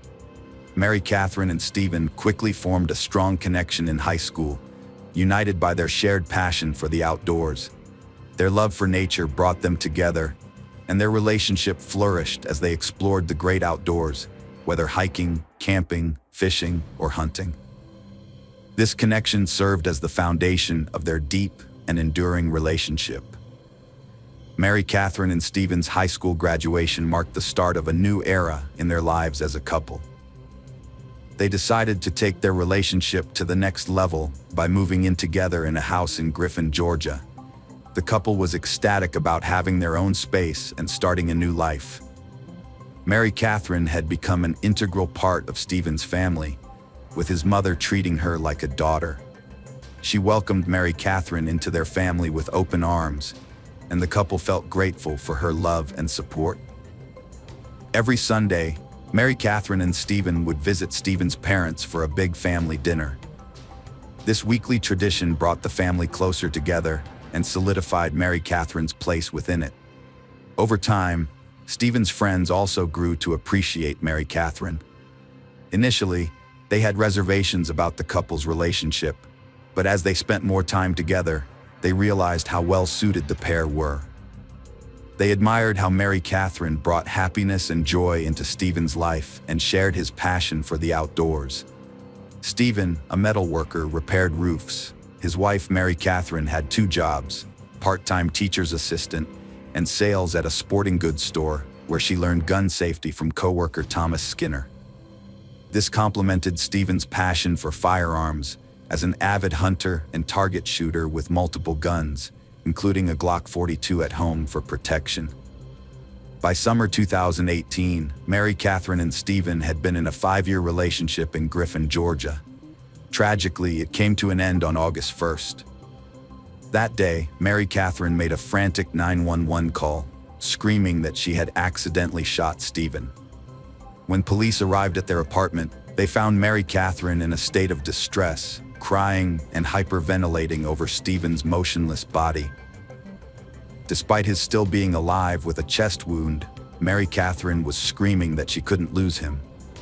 An ambulance rushed Stephen to the hospital, where doctors made efforts to save his life. But unfortunately, he eventually succumbed to his injuries. Mary Catherine visited the police station to explain the shooting incident. She claimed that she had accidentally shot Stephen while handing him a gun, which he normally kept beside his bed for protection. However, the police officers detected the smell of alcohol on her breath and noticed discrepancies in her account, which shifted from handing the gun to tossing it. The police were skeptical, knowing that a tossed gun would not fire on its own, and the nature of the wound suggested that Mary Catherine had deliberately pointed the gun at Stephen. During the interview, Mary Catherine eventually confessed that she had acted out of anger. Although the police had recorded the interview, there was only feedback during the crucial moment when she admitted to shooting Stephen out of anger. Nevertheless, despite the missing recording, the police were convinced that they had collected sufficient forensic evidence to prove that Mary Catherine had intentionally shot her boyfriend Stephen.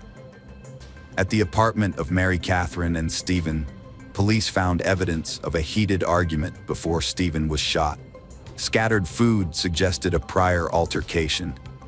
This was the 6th time police had been called to the residence in the past year due to domestic disturbances. Despite Mary Catherine's claims, the gun used in the shooting was found to have been loaded that night.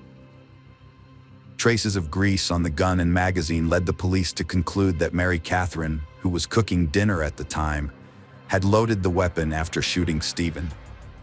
Stephen's friends told police their relationship was marked by frequent arguments, possessiveness, and verbal abuse from Mary Catherine. Friends saw her as mentally unstable, causing tension. When Stephen tried to distance himself, she'd bombard him with texts and calls, forcing him to block her.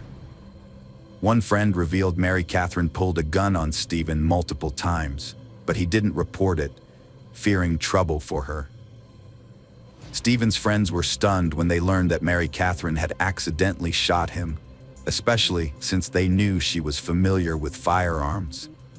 However, what they were unaware of was that 3 months earlier, Stephen had confided in a friend that Mary Catherine had a disturbing episode where she ran around outside, screaming at the top of her lungs, and even attempted to shoot both him and herself. Furthermore, just a month before the incident, Stephen had shared with another friend that although Mary Catherine had previously threatened him with a gun, this time her eyes had a look that genuinely terrified him, making him believe she might actually carry out her threat. Stephen's friends told police he'd been tired of Mary Catherine's behavior and planned to leave her after 7 years. He intended to move away without telling her, fearing her reaction. On July 30th, 2018, Stephen sent Mary Catherine a friendly text, but the next night, he ignored her calls and texts after a fight. Mary Catherine was cooking dinner when she noticed Stephen was missing. She called his mom, who said he was with a friend. Enraged, Mary Catherine drove to the friend's house to confront him. When she arrived, she saw Stephen in the truck and began yelling at him. He tried to calm her down, saying he was heading home. Stephen's friend said Mary Catherine pulled a gun on him multiple times, but she denied it. She admitted threatening suicide with a gun, though. His mom believed Mary Catherine's threats kept Stephen from leaving, fearing she'd harm herself if he did. Mary Catherine said Stephen escalated the situation, becoming violent, throwing dinner in her face. She claimed self-defense, grabbing a gun to scare him off, but he lunged at her, and as she backed away, she saw he was bleeding from the chest. At the time of the shooting, Mary Catherine didn't share her account of events with the police because she was too embarrassed to reveal that Stephen had a history of violence towards her, including hitting her in the past and being controlling. In fact, she claimed that on one occasion, he kicked her out of bed so forcefully that her head hit the door frame. However, Stephen's friends described their relationship differently, saying they had seen Mary Catherine hit Stephen, including an incident where she slapped him hard in the face. By contrast, Mary Catherine's sister offered a different view, stating that 2 weeks before the shooting, she had seen bruises on Mary Catherine's arm. Mary Catherine's sister said Mary Catherine confided in her about Stephen's physical attack. The police investigation found Stephen's death was a murder. Mary Catherine was arrested and charged with murder and other crimes. She refused a plea deal and chose to go to trial, claiming she shot Stephen in self-defense to protect herself from his aggression. A year after Stephen's death, Mary Catherine's trial began, revealing the tumultuous nature of their relationship. Her defense team argued that she acted in self-defense, citing Stephen's history of aggressive and abusive behavior as justification for her actions. To support their claim, they presented evidence to the jury that demonstrated Stephen's controlling, manipulative, and dangerous nature, which had led Mary Catherine to fear for her safety. Mary Catherine testified tearfully about years of abuse by Stephen, recounting a disturbing pattern of physical, mental, emotional, verbal, and sexual mistreatment. She described his attacks, belittling, and disregard for her humanity, saying his abuse knew no bounds, leaving her trapped and terrified. Mary Catherine's defense presented a text from Stephen, saying he'd punish her when he got home. Mary Catherine testified that meant physical abuse, and if she defended herself, he'd hit her harder. Another text shown in court read, "Don't hit me, or I'll hit you back 2 times harder." Mary Catherine testified that Stephen had a red room, like in 50 Shades of Grey, where they had aggressive and violent sex.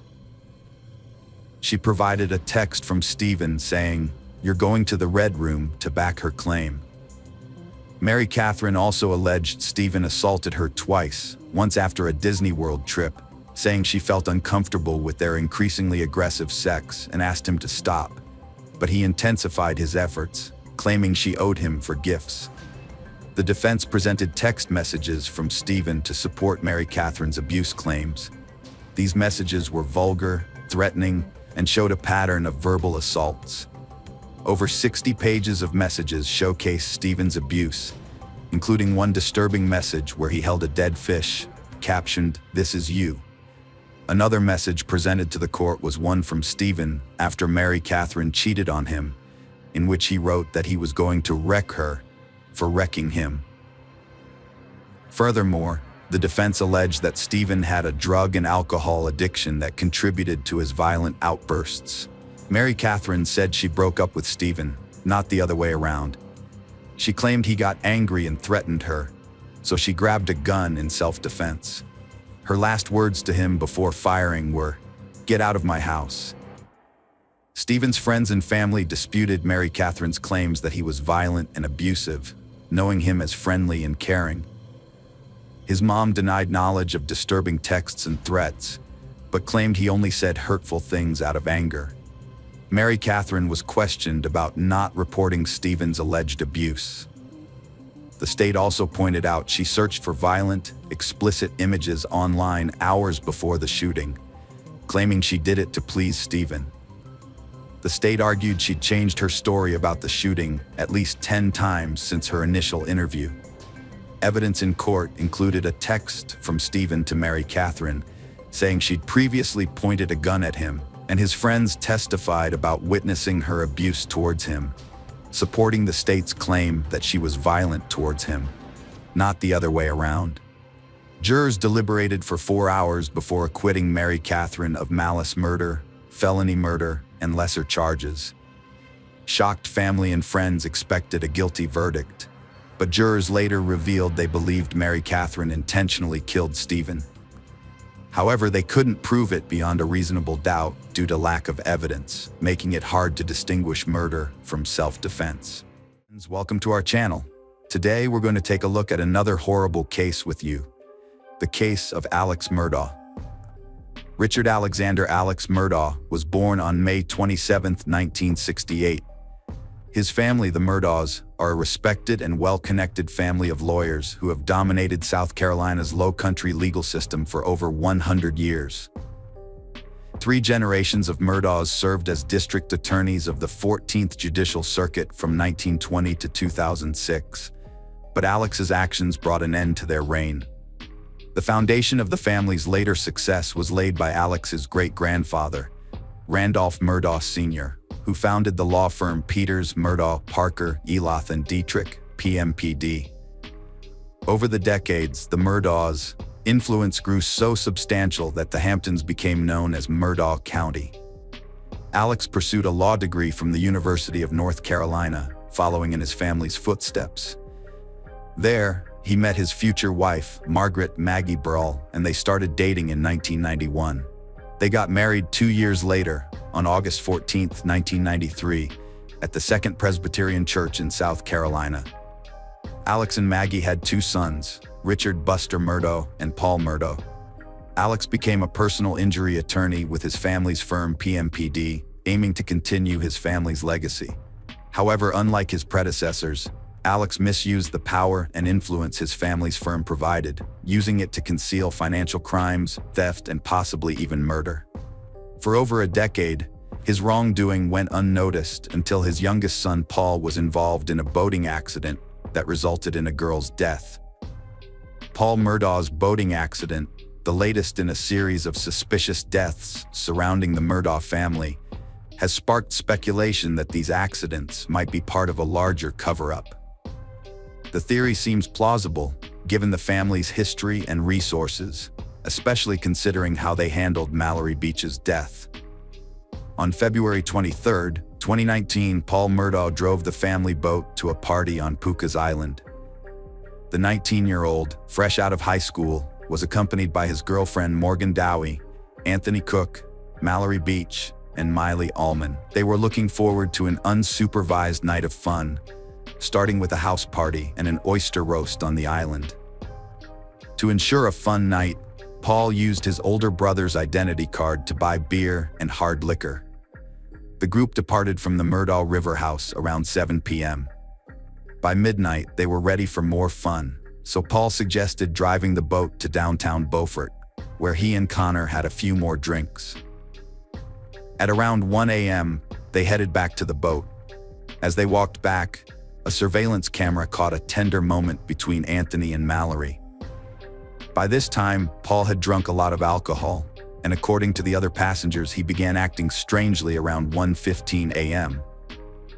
Once they were back on the water, the situation rapidly deteriorated. Paul's behavior became erratic, and the group started arguing with him. He was driving the boat in circles, clearly drunk. Anthony wanted to get off on a nearby rock, but Paul refused to let him. Morgan said Paul left the steering wheel multiple times to argue with her and Mallory, who was terrified. According to the GPS data from the onboard Garmin device, the boat's speed increased at some point. Paul was behind the wheel when the boat crashed into the Arur Creek Bridge at 2:20 a.m., despite his denial that he had been speeding. As a result, Mallory was thrown into the water. The others were also hurt, with Connor suffering a broken jaw and Morgan's hand being badly injured. Connor managed to call 911 and help arrived quickly. When the Beaufort County Deputy Sheriff arrived, he found the teenagers in a state of distress. Anthony was particularly agitated, having tried to rush towards Paul after witnessing the scene. The police investigation revealed blood in the main compartment of the boat and a large gash in the hull from the impact. It was clear that all the teens were heavily intoxicated. While Anthony was not taken to the hospital, the others were transported for medical treatment. Paul was the most agitated of the group, with a blood alcohol level of 0.243, significantly exceeding the legal limit. That night, Alex Murdaugh, Paul's father, was visible as he moved from one hospital room to another, attempting to calm them down and mitigate the situation. Following an 8-day search, the search party finally discovered Mallory's body. and the coroner's report stated that her cause of death was a combination of blunt force trauma to the head and drowning. Despite multiple eyewitness accounts, including Paul's girlfriend Morgan, who claimed Paul was out of control at the steering wheel on the night of the incident, he was neither arrested nor charged. This led to speculation that Alex Murdaugh had somehow manipulated the justice system to spare his son. In March 2019, the Murdaugh family faced a wrongful death lawsuit filed by Mallory's family. The lawsuit alleged that Paul's mother, Maggie, was aware her son was drunk when they went boating and had provided the necessary identification to purchase alcohol. It wasn't until April 18, 2019, which coincided with Mallory's 20th birthday, that Paul was charged with 3 felonies: boating under the influence, causing Mallory's death, and seriously injuring 2 other passengers. Paul pleaded not guilty and was released on a $50,000 bond. Unfortunately, Paul did not live to face trial as he passed away before the proceedings. This incident added to the tally of seemingly accidental deaths linked to the Murdaugh family. Additionally, the murder of openly gay teenager Stephen Smith has also been associated with the Murdaughs. Stephen was discovered dead on July 8, 2015, in the middle of a road in Hampton County, South Carolina, with blunt force trauma to the head. The initial ruling was a hit-and-run incident with no suspect arrested. However, Stephen's mother believed he was the victim of a hate crime, as he had been a classmate of Alex Murdaugh's oldest son, Buster, in high school, and there were rumors of a romantic relationship between them. Some people believe that Buster might have been involved in Stephen's death, and that the claim he was killed in a hit-and-run was fabricated to conceal the truth. However, it wasn't until March 22, 2023, that the South Carolina Law Enforcement Division reopened the case, declaring Stephen's death a murder, although no suspects have been identified. The Murdaugh family has also been linked to another tragic event: the death of Gloria Satterfield, their longtime housekeeper. On February 2, 2018, Gloria suffered a severe head injury after falling down the stairs at the family's Moselle residence. She died on February 26, 2018, due to complications arising from her injury. Alex Murdaugh claimed that his dogs ran to greet Gloria at the top of the stairs, causing her to trip and fall backward, hitting her head. However, no autopsy was performed to verify his account, and her death certificate lists the cause of death as natural causes. Gloria Satterfield's sons sued Alex Murdaugh for wrongful death, winning a $4.3 million settlement in 2020. However, they didn't get the money. Instead, Murdaugh and his friend, lawyer Corey Fleming, stole the payout, diverting it to Murdaugh's account without the sons' knowledge. Satterfield's sons sued Alex Murdaugh on Sept 15, 2021, same day state investigators started criminal probe into Gloria Satterfield's death, sparked by coroner's finding of unnatural causes, leading to exhumation for further investigation. By Sept 2021, Alex Murdaugh faced financial and embezzlement charges after nearly a decade of fraud schemes, including a money laundering and painkiller ring with his cousin Curtis Smith. On September 4, 2021, Alex Murdaugh concocted a sinister plan. He gave a gun to Curtis and instructed him to shoot him. The goal was for Alex's son, Buster, to collect a life insurance payout of $10 million upon Alex's death. Curtis followed the plan, pulling over where Alex had staged a fake flat tire and shooting him. However, the bullet only caused minor injuries, and Alex was able to call 911 himself. When law enforcement arrived, they suspected foul play but couldn't prove it. Days later, Alex confessed to conspiring with Curtis to stage the shooting. His lawyers claimed that he was struggling and that unsavory characters were taking advantage of his vulnerable state of mind.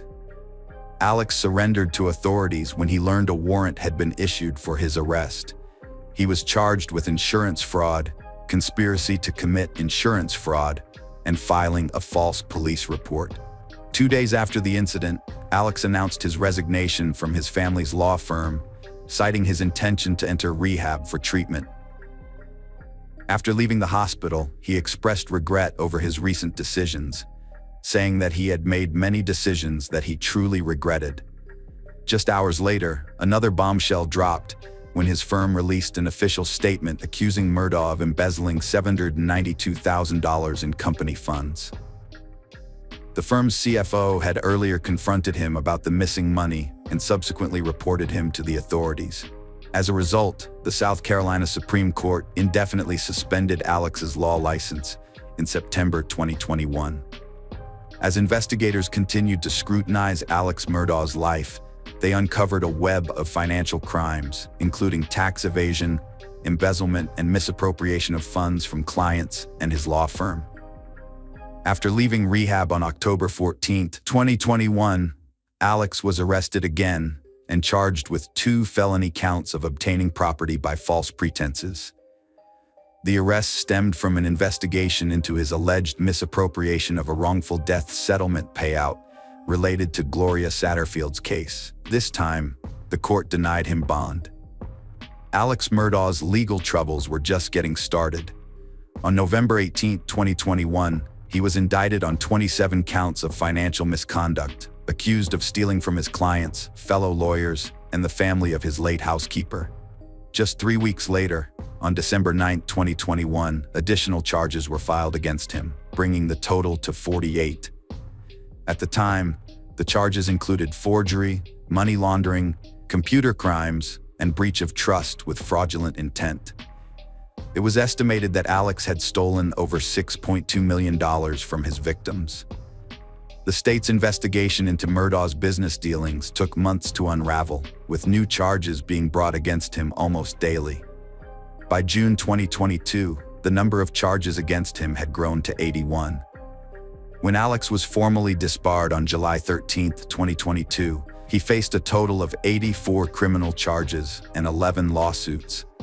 Among those who filed lawsuits against the estates of Margaret and Paul Murdaugh was the mother of 19-year-old Mallory Beach.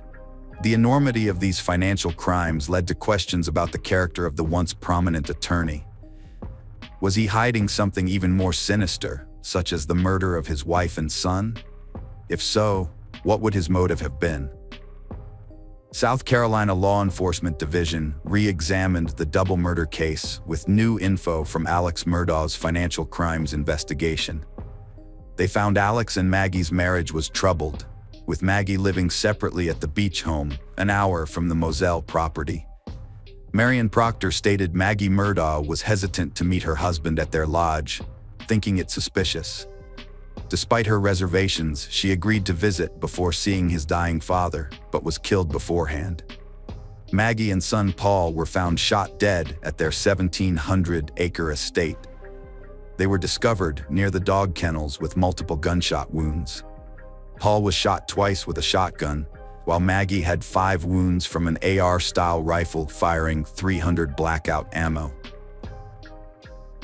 Alex Murdaugh stated that he had taken a lengthy nap that day before going to visit his ailing mother who was suffering from dementia. He claimed to have been away for approximately 45 minutes to an hour and a half, and upon his return, he discovered his wife and younger son deceased on the floor near the dog kennels. Alex Murdaugh, a lawyer, killed his family to divert attention from his financial wrongdoings.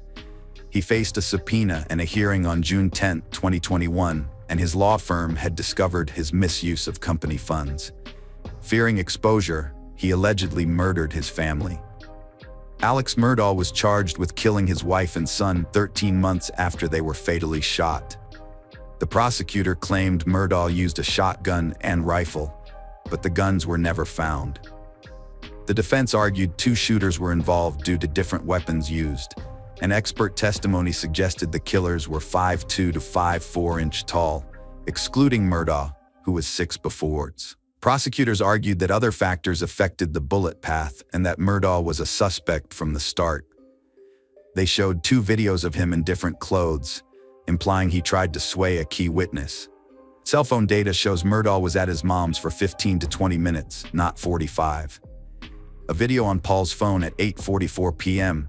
puts Murdaugh at the crime scene, debunking his alibi. Murdaugh admitted lying about his alibi, blaming opioid addiction and paranoia. Prosecutors think he used his wife's phone to create a fake alibi, and cell data shows a suspicious rise in his steps, suggesting evidence tampering. Video from dog kennels was key evidence, leading to Murdaugh's guilty verdict and 2 life sentences. Murdaugh's lawyers seek new trial alleging jury tampering. He faces appeal, criminal charges, and lawsuit. Welcome to our channel. Today we're going to take a look at another horrible case with you. The case of Michael Haight. Michael Haight was born on January 7, 1980 in Seattle, Washington, but his family moved to Cedar City, Utah, when he was young, after his father finished dental school. Growing up, Michael was an active boy who enjoyed playing baseball, basketball, and soccer. He achieved the rank of Eagle Scout and performed well academically. After graduating from high school in 1998, Michael worked at a fish plant in Alaska during the summer, where he quickly rose to the position of line manager, overseeing more than a dozen men due to his strong work ethic and dedication. Michael then served a mission trip to South Brazil as a devoted member of the Church of Jesus Christ of Latter-day Saints, which further deepened his faith and strengthened his bond with his religious community. Upon returning to the United States, Michael pursued a business degree at Southern Utah University, graduating in 2004. During his time at the university, he met his future wife, Tasha Earle, and they fell in love, getting married in the St. George Temple on May 10, 2003. Michael seemed like the perfect family man to those who didn't know him. He was always involved in his kids' lives, coaching their sports teams, attending school concerts, and spending quality time with them, whether it was sledding or working on projects in the garage. But on January 4, 2023, the illusion he created around his family life shattered. That day, police found 8 dead bodies at the Haight residence, leaving investigators and neighbors stunned and confused. When Tasha Haight missed an online appointment and her husband Michael failed to show up for work, their colleagues became worried and alerted the police to check on the family's welfare at their home in Enoch. The officers arrived at the Haight residence, but no one answered the door. As they walked around the property, it looked like nobody was home. Knowing the family had 5 kids, the police contacted the Iron County School District to see if any of the children were in school that day, but it turned out none of the kids were present when the police arrived at the Haight home. The officers searched the premises to make sure there was no immediate danger, and after a thorough search, confirmed that nobody needed medical attention, and there were no signs of an active threat. The detectives arrived at the crime scene shortly after it was declared. Upon entering the main bedroom, they saw 4-year-old Gavin lying on his stomach with his head turned to the left, one arm under his head on a pillow, and a blanket covering part of his body. His sister Tasha was similarly positioned with only part of her body covered by the blanket. On the other side of the bed, they found Gail Earle, Tasha's mother, lying on her back with her head on a pillow and partially covered by a blanket, just like her daughter and grandson. In Bry's room, the detectives found the 12-year-old girl lying in bed, slightly inclined and partially covered with a blanket. In Amon's room, they discovered the 7-year-old boy lying face down in the corner of the room, without a pillow or blanket. His twin sister Sienna was found in her bedroom, lying on her left side in bed with her head resting on a pillow and covered with a blanket. The eldest child, 17-year-old Macy, was found in her bed, her head resting on a pillow and her body covered by the blanket. The detectives discovered Michael Haight's body in the exercise room in the basement of his home, lying on top of a sleeping bag. All 8 victims, including his wife, mother-in-law, and 5 children, were found dead with gunshot wounds. Given the circumstances, it didn't take long for the detectives to identify Michael Haight as the primary suspect. They believed he had killed his family members before taking his own life. A neighbor's testimony played a crucial role in helping the detectives reconstruct the timeline of the crime. The neighbor recalled waking up at 3:30 a.m. to use the bathroom and hearing a loud bang, similar to fireworks, as she exited her room. However, she felt annoyed because it was past the permitted date for fireworks in the neighborhood. She then heard 2 more bangs in quick succession, followed by a short pause. This pattern continued, with brief pauses before each subsequent bang, except for a longer pause before the final one.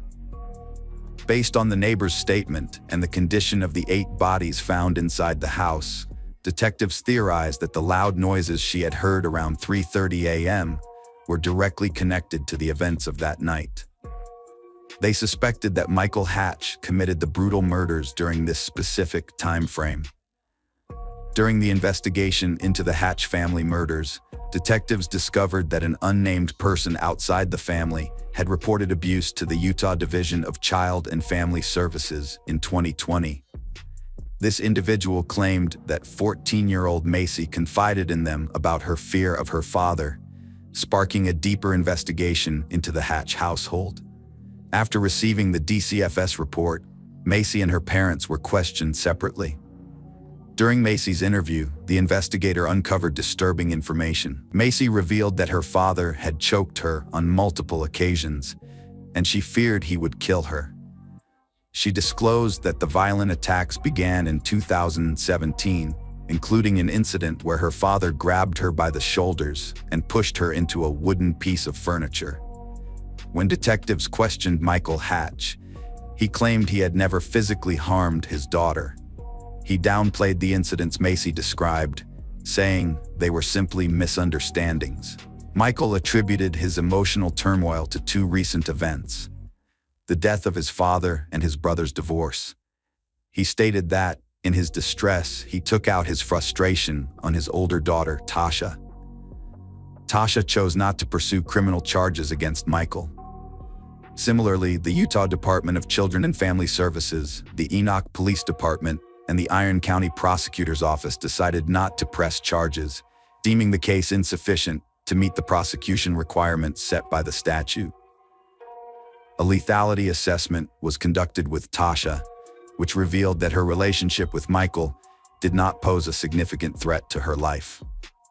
Nevertheless, victim services were made available to Tasha and her children for several months following the case's opening. Through conversations with Tasha's friends, detectives formed a different impression of Michael Hatch than the one he presented to the community. Tasha's friends revealed that whenever they visited, they would often chat with her, while the kitchen water was running to mask their conversation, as Tasha suspected Michael was spying on her discussions. They also helped Tasha with housework during their visits so Michael wouldn't have anything to criticize her about. Tasha's friends disclosed that whenever she texted them, she would respond with brief, upbeat messages, likely aware that Michael might read them. They believed she did this to maintain a positive facade for Michael's benefit, implying that everything was fine in their marriage. Detectives found Michael displayed controlling behavior towards his wife, Tasha. He took away her car keys and phone to keep her from leaving. They also suspected him after he overreacted to her buying a $30 rug from Walmart, accusing her of excessive spending despite the legitimate need. Tasha shared with her friends her concerns that her 7-year-old son, Amon, was increasingly mimicking his father Michael's bad behavior. Whenever she gave Amon an instruction, he would respond by saying that it was not his job. This worried Tasha because it revealed Amon's growing lack of responsibility and disregard for authority. She mentioned that Michael frequently disregarded or ignored her instructions, and Amon seemed to be following his example. In 2022, Tasha prioritized self-care by getting her nails done despite her busy schedule. However, her husband Michael wasn't supportive, imposing strict rules on her independence. After her appointment, Tasha felt confident and told Michael she'd make it a monthly routine, sparking his anger over the potential cost. To address Michael's concerns, Tasha explained calmly that her monthly self-care expenses came out to $25. Despite this, Michael remained skeptical, claiming that by spending money on her nails, Tasha was essentially taking away from their children's basic needs. This stance stemmed from his need for control and sense of financial responsibility towards their family.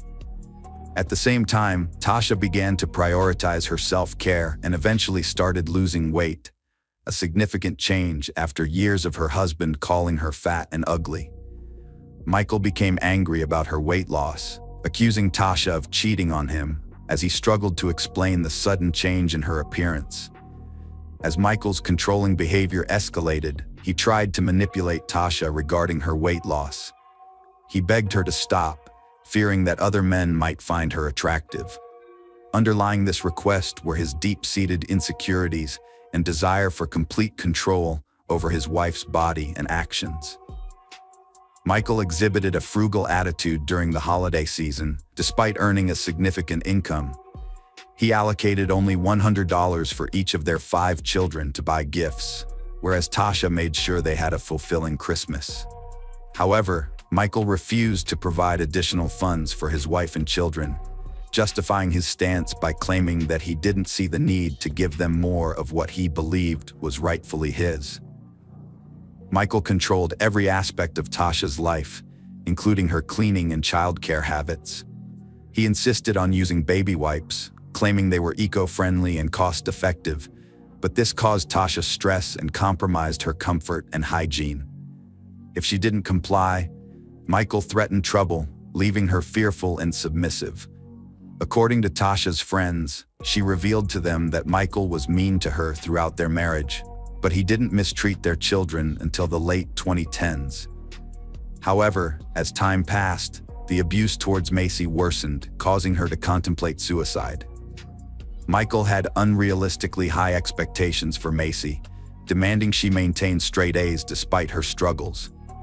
The pressure to meet his expectations became overwhelming for Macy, who was already dealing with the emotional weight of her father's abuse.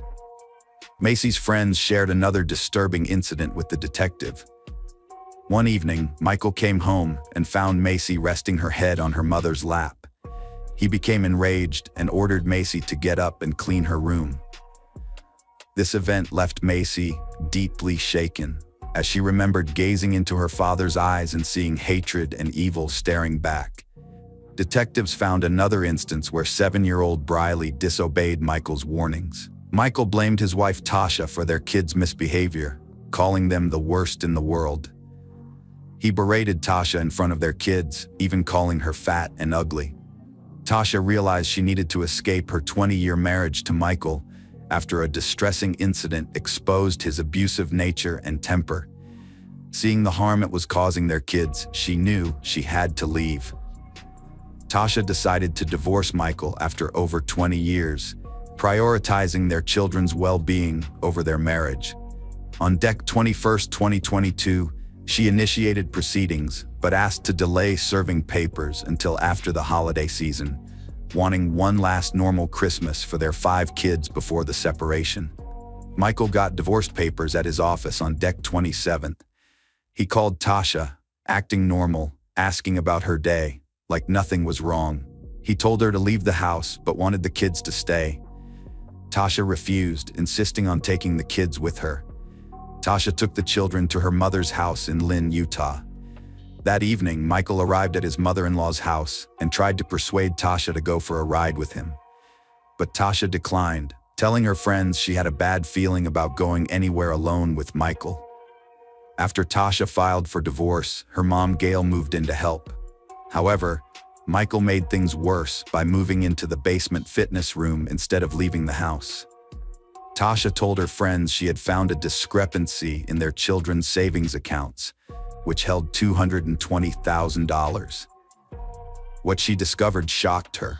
Michael had transferred the money out of the accounts without her knowledge or permission. After her father's death, Tasha inherited several firearms, including hunting rifles and a handgun. When she checked her house in January 2023, she realized all the guns were gone. Further investigation revealed Michael had taken the weapons, leaving Tasha and her family defenseless in case of an emergency. Macy, Michael and Tasha's eldest child, confided in her friends that she would welcome her parents' divorce. She longed for the peace that would come with her father's absence from the home.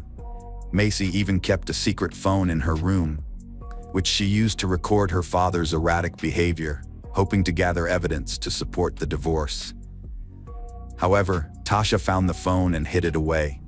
Macy's younger sister, Briley, had a troubled home life due to the constant drama. To escape this, Briley would often visit her neighbor's house, where she found comfort with their grandchildren. Briley confided in a friend that she was relieved about her parents' upcoming divorce. She had even bought some new books, but was too afraid to tell her father, fearing he would become angry. Tasha met her lawyer on January 3, 2023, to discuss her divorce from abusive husband Michael. She felt relieved he'd moved to the basement due to his volatile behavior. Asked if she'd ever feared for her or her children's safety, Tasha said she never had. In hindsight, Tasha's optimism was tragically misplaced. The police investigation was harrowing, piecing together a chilling sequence of events. A disturbing Google search on December 30th stood out, revealing Michael's firearms queries just days before the deadly shooting, painting a chilling picture of his intentions. The search results revealed alarming questions, such as inquiries about how loud a 9mm gunshot is, what a gunshot sounds like, what to do if gunshots are heard near one's house, if a single gunshot in the neighborhood at night would be immediately recognized, and if one would be brave enough to call the police, how loud a gunshot in the house would be, and if a neighbor would hear a gunshot in the garage, and how loud a 40mm pistol is. Michael's suicide note said he'd rather rot in hell than endure his wife's controlling behavior. He felt desperate, frustrated, and trapped, repeatedly asking for help that never came. Determined to end the manipulation, he refused to be a burden to society. The case's details have shocked many, revealing a deeply dysfunctional family plagued by violence. Michael's actions were premeditated, carefully planned to catch his family off guard. Today we're going to take a look at another horrible case with you. The case of Brooke Skylar Richardson. The Richardson family consisted of Kim and Scott Richardson, who were devoted parents actively involved in their children's lives. Their son Jackson was passionate about football, while their daughter Brooke Skylar, or simply Skylar, was a cheerleader. Skylar struggled with an eating disorder, which had taken over her life from a very young age. Her mother, Kim, first became aware of Skylar's eating habits issues when she was in the 6th grade at just 12 years old. Skylar's fixation on food and exercise became increasingly apparent, such as when she refused to buy gum if it had more than 5 calories. As a flyer on the cheerleading squad, Skylar felt pressured to maintain a certain weight, which made her struggle even harder. Her obsession with her body image and the constant fear of gaining weight had consumed her. Skylar's battle with weight and body image started when she was a cheerleader. To stay at a certain weight, she began throwing up after eating. However, this harmful habit made her problems worse. After the cheerleading season ended, Skylar's struggle with her weight got even harder. She would have times where she ate too much food in a short time, known as binge eating, and then times where she would hardly eat or follow very strict diets. Skylar's parents saw the change in her behavior and were worried about her health. They tried to talk to her about it, but Skylar would shut them down whenever they brought it up. She didn't want to discuss it, and any attempt to talk about her weight was met with resistance. Frustrated, Skylar's parents looked for professional help from doctors and therapists, hoping they could help their daughter. After an evaluation, Skylar was diagnosed with body dysmorphia, a condition characterized by an obsessive focus on a perceived flaw in appearance, often leading to significant distress and impairment in daily functioning. In the summer of 2016, just before her senior year, Skylar started dating her friend's cousin. However, the relationship was short-lived, and by January 2017, she had moved on to a new boyfriend, Brandon, a high school student. At this time, Skylar seemed genuinely happy and was gaining weight. Her parents, Kim and Scott, were hopeful that her eating disorder was under control as they noticed her healthy appearance and genuine happiness. In February, Skylar chose her prom dress, a tight-fitting one that required her to be laced into it. A month later, in mid-March, Skylar went on a family vacation, during which she wore a two-piece swimsuit. Her mom, Kim, thought she looked great. Kim, aware that Skylar and Brandon were getting close, wanted Skylar to start taking birth control pills, believing this would protect her daughter's health and prevent unwanted pregnancies. In mid-April 2017, Skylar visited her mother's gynecologist to get a birth control prescription. Kim waited outside the doctor's office while Skylar met with the doctor. After leaving the examination room, Skylar emerged in tears. Kim immediately asked her daughter why she was so upset, and Skylar replied that it was a traumatic experience.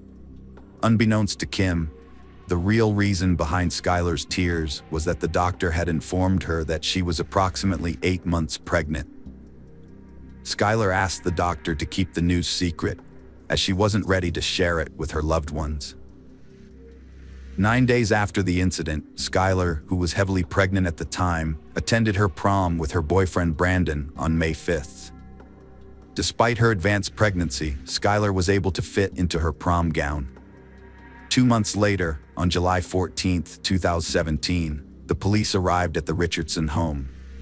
They informed Skylar's parents, Kim and Scott, that they needed to speak with Skylar about something she may have witnessed. The police reassured the parents that Skylar was not in any trouble and took her at their word. Scott decided to drive Skylar to the police station, unsure of what would happen when they got there. The police wanted to ask Skylar some questions about a call they had received from a doctor who specializes in women's health. This doctor's office had reported that one of their patients, a young woman, had given birth to a baby and then buried the baby in her backyard. When they arrived at the police station, the police took Skylar into custody and put her in a room where they would ask her questions. Skylar's father was not allowed to be in the room with her before the interview started. The police then read Skylar her rights and told her about the call they had received from the doctor's office. According to the caller, on April 26th, Skylar had gone to the doctor's office and found out she was pregnant. But when she went back to the office, she told the doctor that the baby was not alive and that she had buried it in her backyard.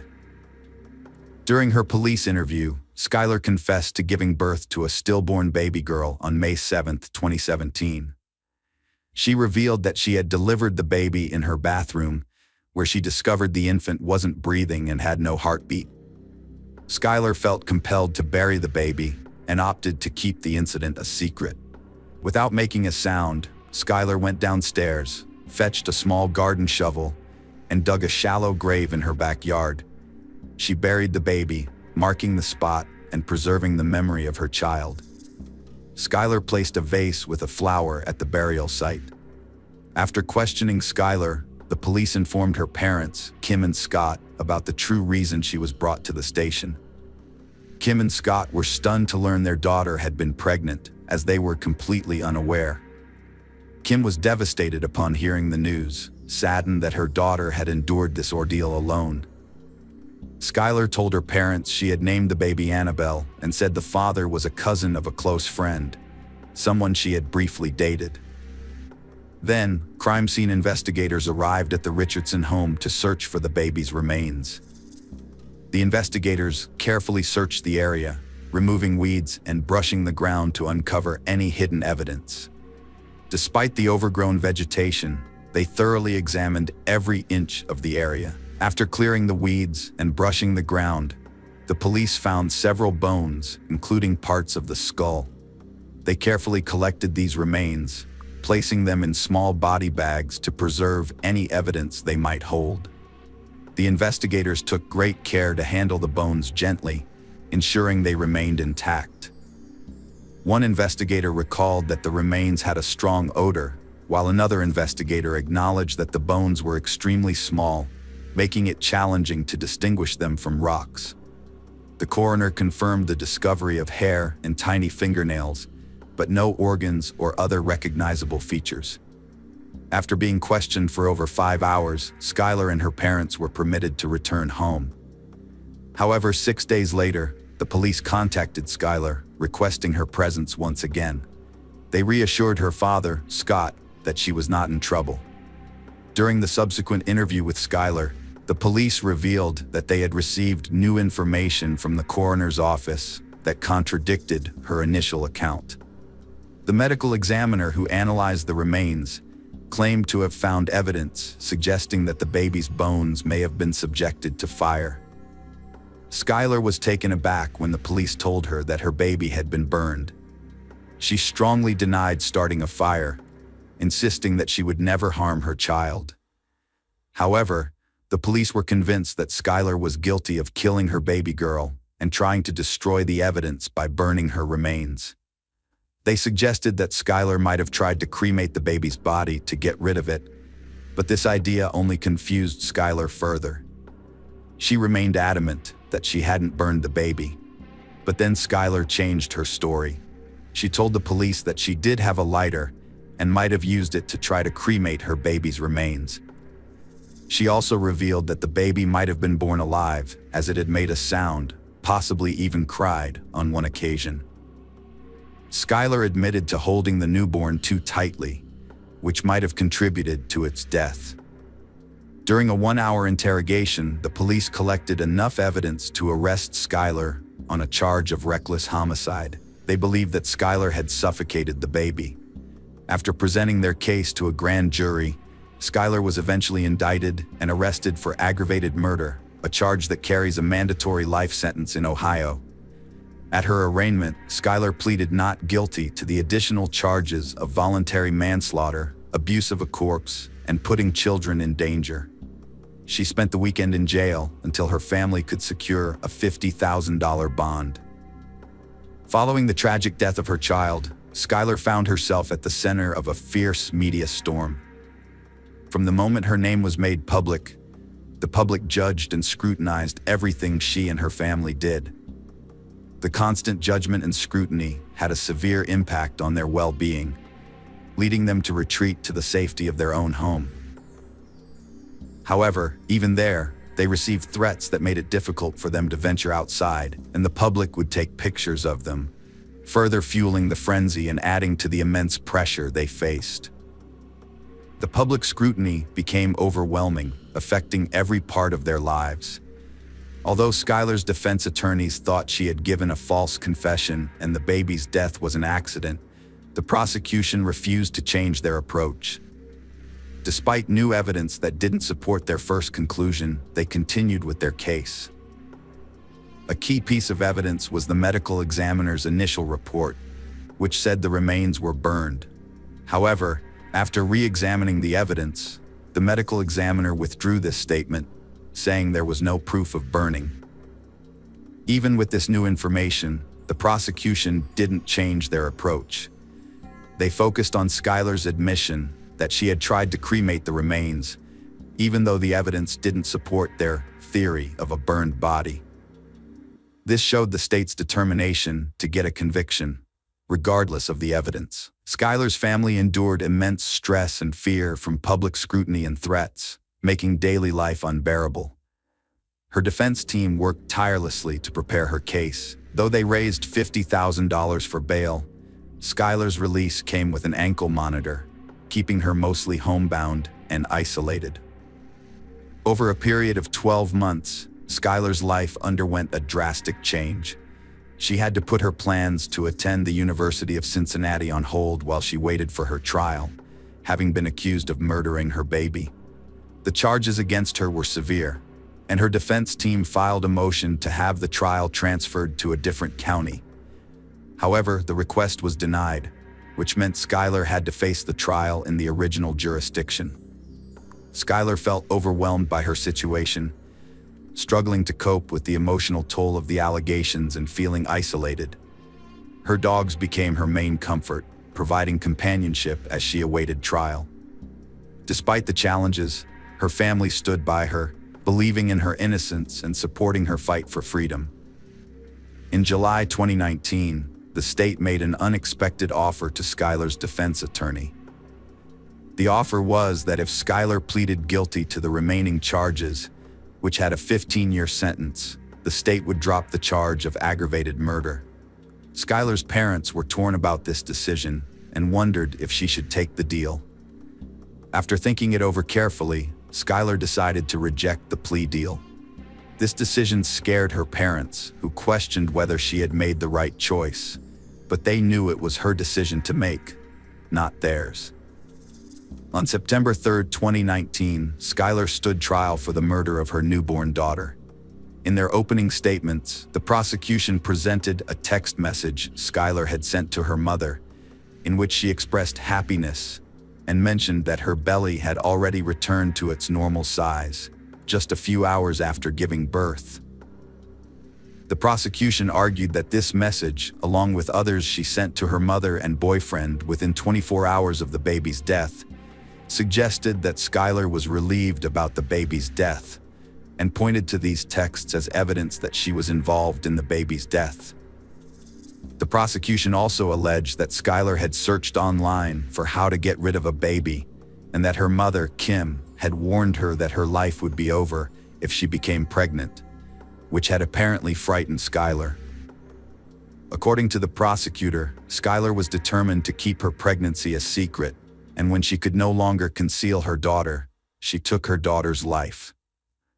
During the trial, the doctor who performed the autopsy on Skylar's baby testified.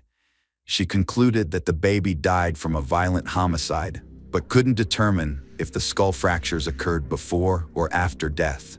Instead, she based her opinion on Skylar's statements during the police interrogation.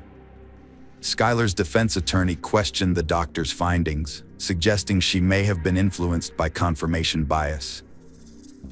The attorney argued that the doctor had already formed an opinion and wasn't likely to change it during cross-examination. The doctor acknowledged that she didn't examine the baby's remains under a dissecting microscope. The attorney asked if she had consulted an obstetrician, and she replied that she hadn't.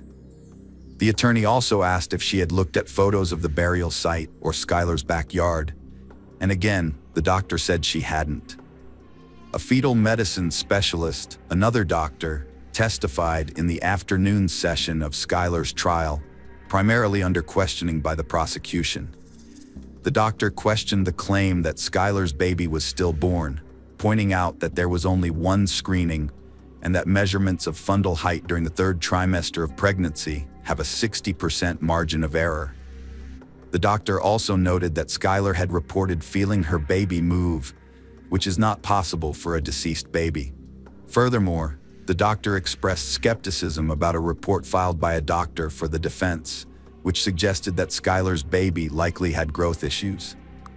During cross-examination by Skylar's attorney, the doctor was asked if he was being paid by the prosecution.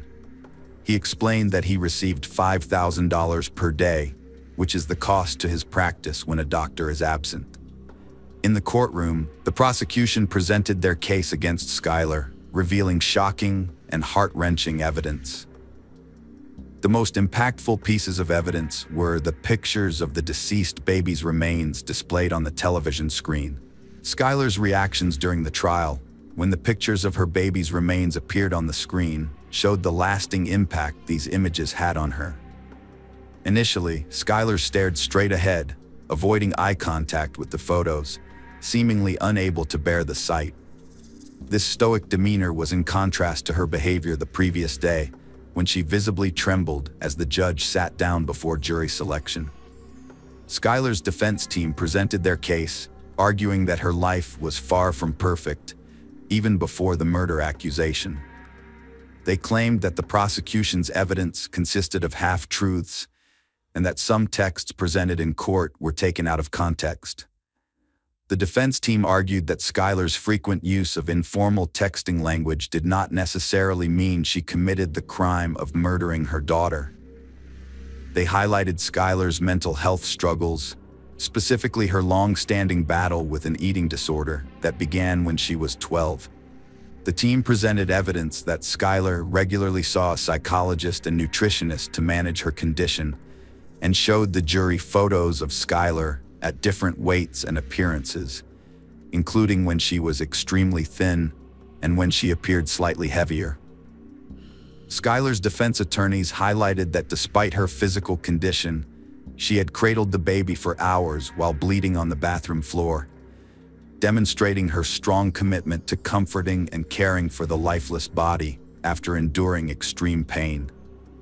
The attorneys told the court that Skylar had planned to inform her family about her pregnancy, but unfortunately, she never got the chance, according to her doctor. Skylar was told she would give birth within 8 to 10 weeks, so she assumed she would have enough time to attend the prom and graduate from high school before discussing the situation with her mother, whom she knew would be unsupportive. During the defense, an obstetrician testified that the baby was stillborn. He argued that since Scott didn't admit to cutting the umbilical cord, it's possible it detached before or during birth.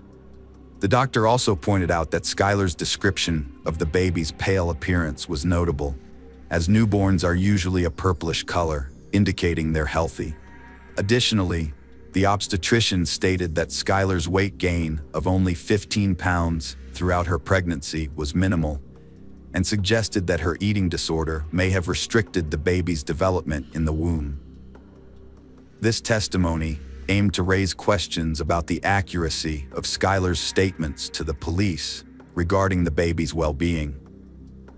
The defense argued that Skylar had been selective in what she told the police during her interrogation, omitting any harmful behavior towards the baby, and that her testimony lacked credibility.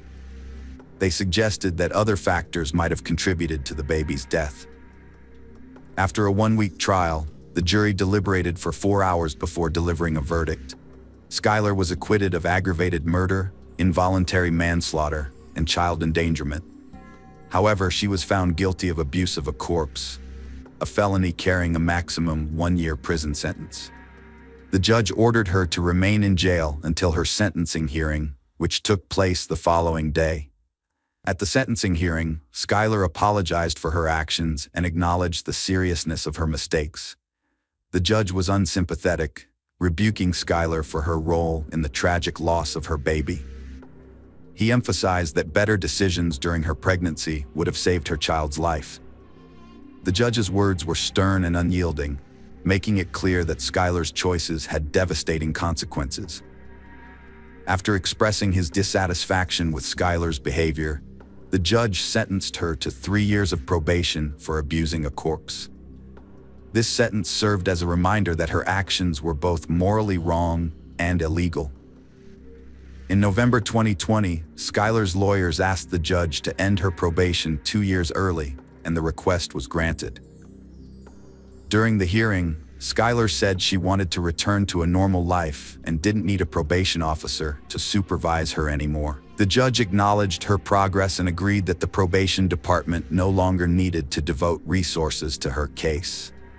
The judge emphasized that probation is not just about punishing or rehabilitating someone, but also giving them a chance to show why they shouldn't be sent to prison. Since being found not guilty, Skylar has made the most of her second chance.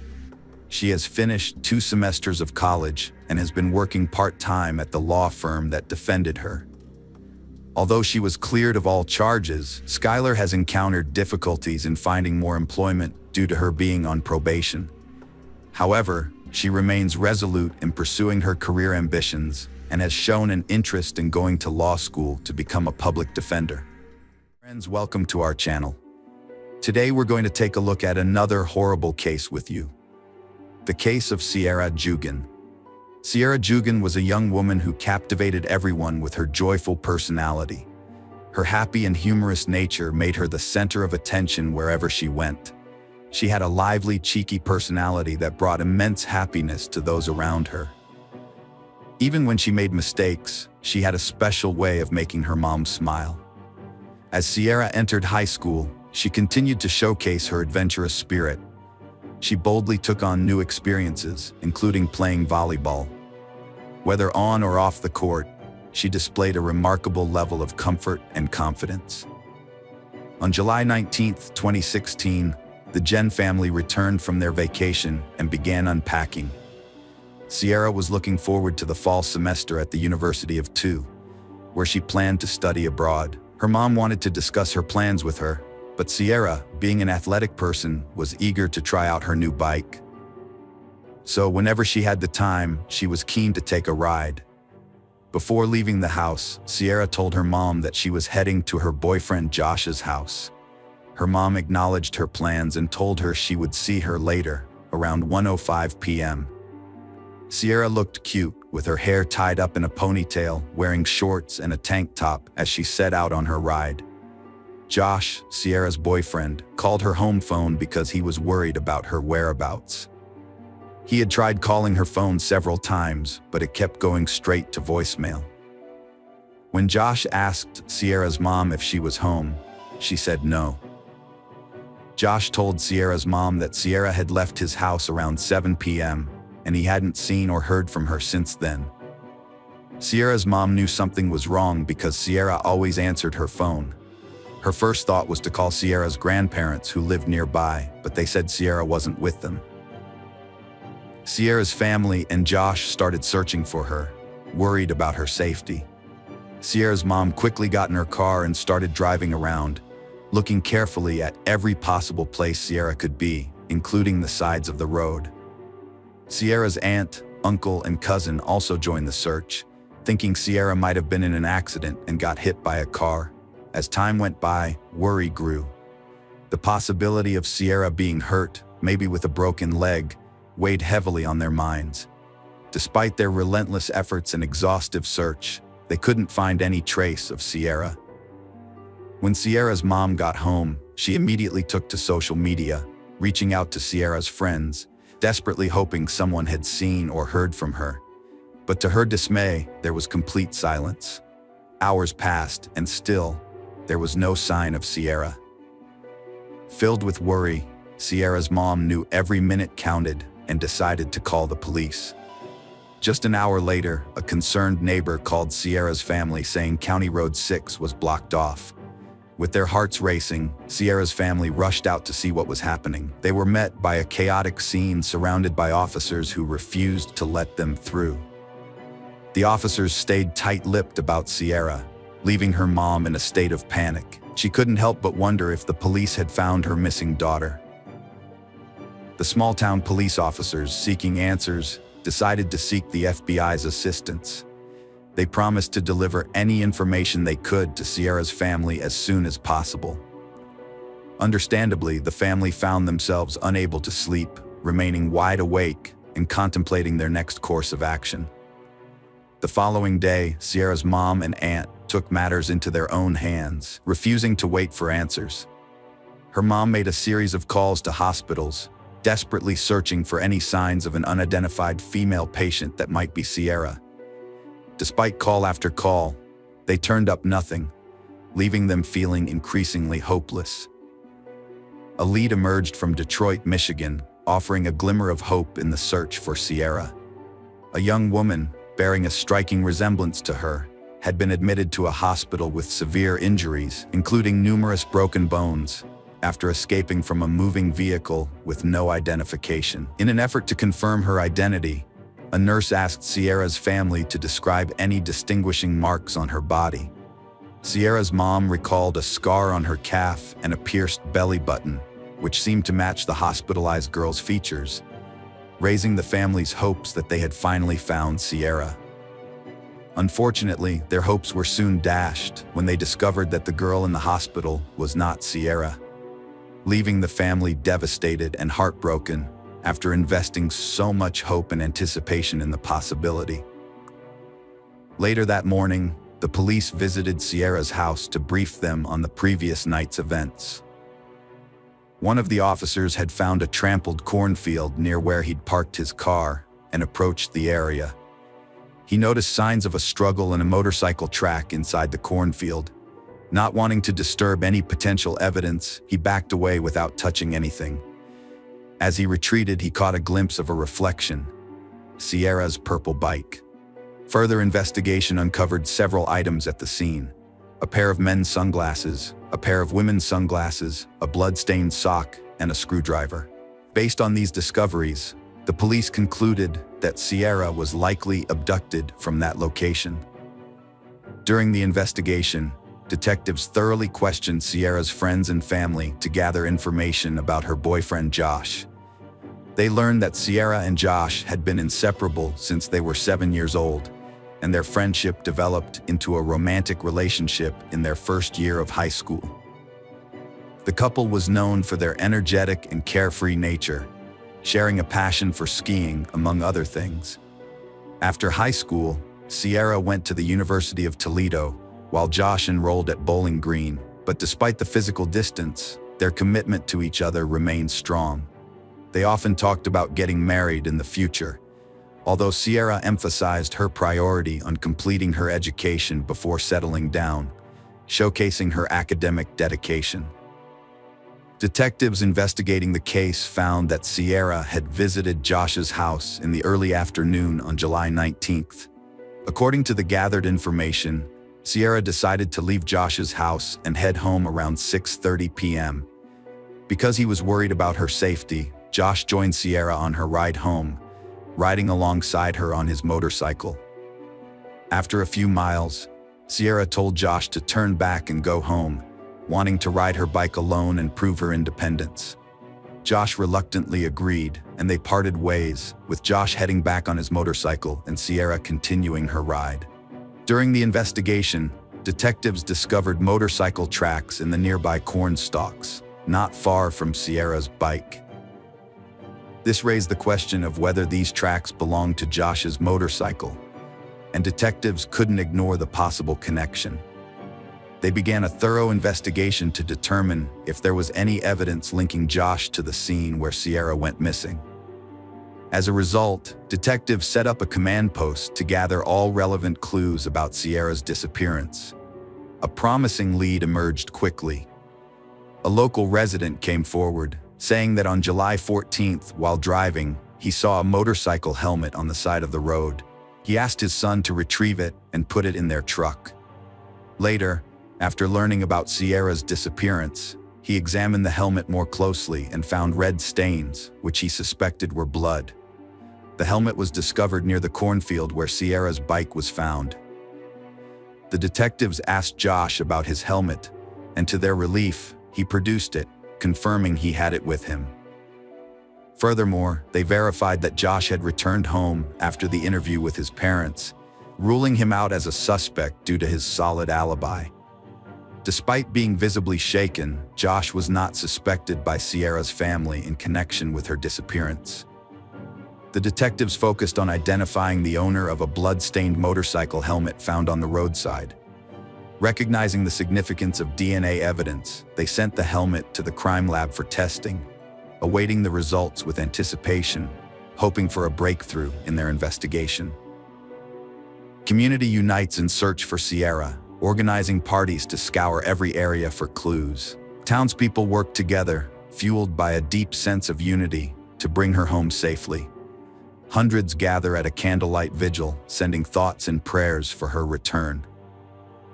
2 days after Sierra vanished, the police got a tip about a suspicious van speeding through the area where she was last seen.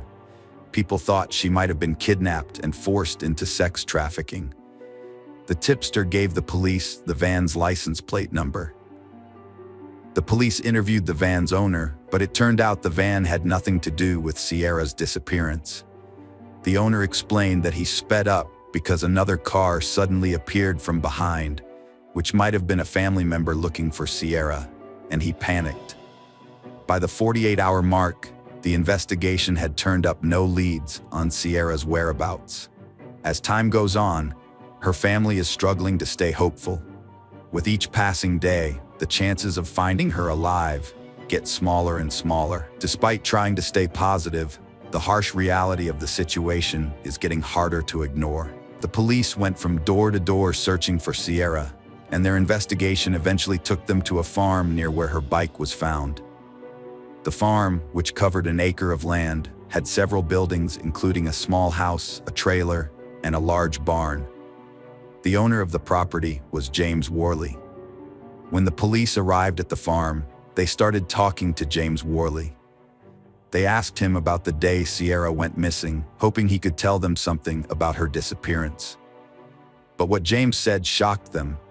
He told them he had been out riding his motorcycle that day, but it broke down, and he lost some things along the way, including a screwdriver and his helmet. This was surprising because those were the same items found at the scene where Sierra was taken.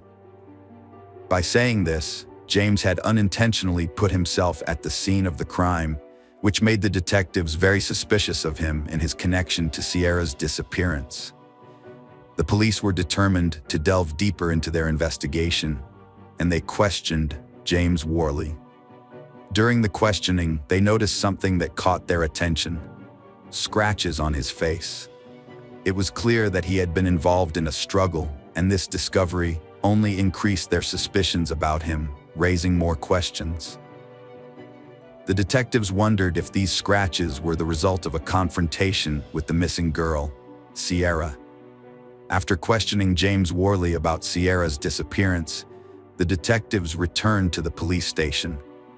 They decided to conduct a background check on him, hoping to uncover relevant information as they looked into his past.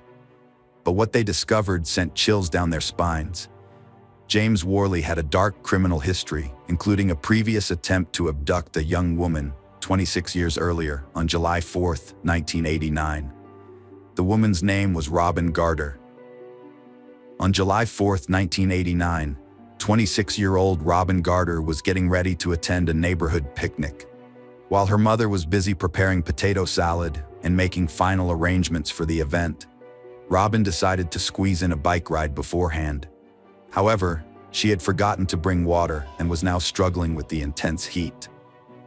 As she considered turning back home to quench her thirst, Robin heard the sound of a car approaching from behind. Robin thought that after the vehicle passed her, she would head back home.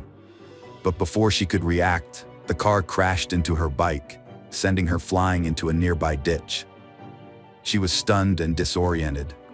The driver stopped and got out, looking concerned and trying to figure out what had happened. But then things took a dark turn. The person who had hit her suddenly revealed sinister intentions. Without warning, he hit her hard on the back of the head. As she struggled to understand what was happening, the attacker held a screwdriver to her throat, threatening to kill her in a menacing tone. He ordered her to get up and get into his car right away. The man forced Robin into his car at screwdriver point, trying to handcuff her once she was inside. He managed to cuff one wrist, but Robin fought back fiercely, preventing him from cuffing the other.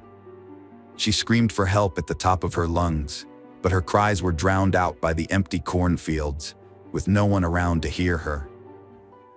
Robin's fierce resistance against her attacker left her on the brink of unconsciousness multiple times, but she refused to give up. Just as the silence was becoming unsettling, she picked up the faint sound of a motorcycle in the distance. As she strained her eyes, she saw it approaching the car where her captor was.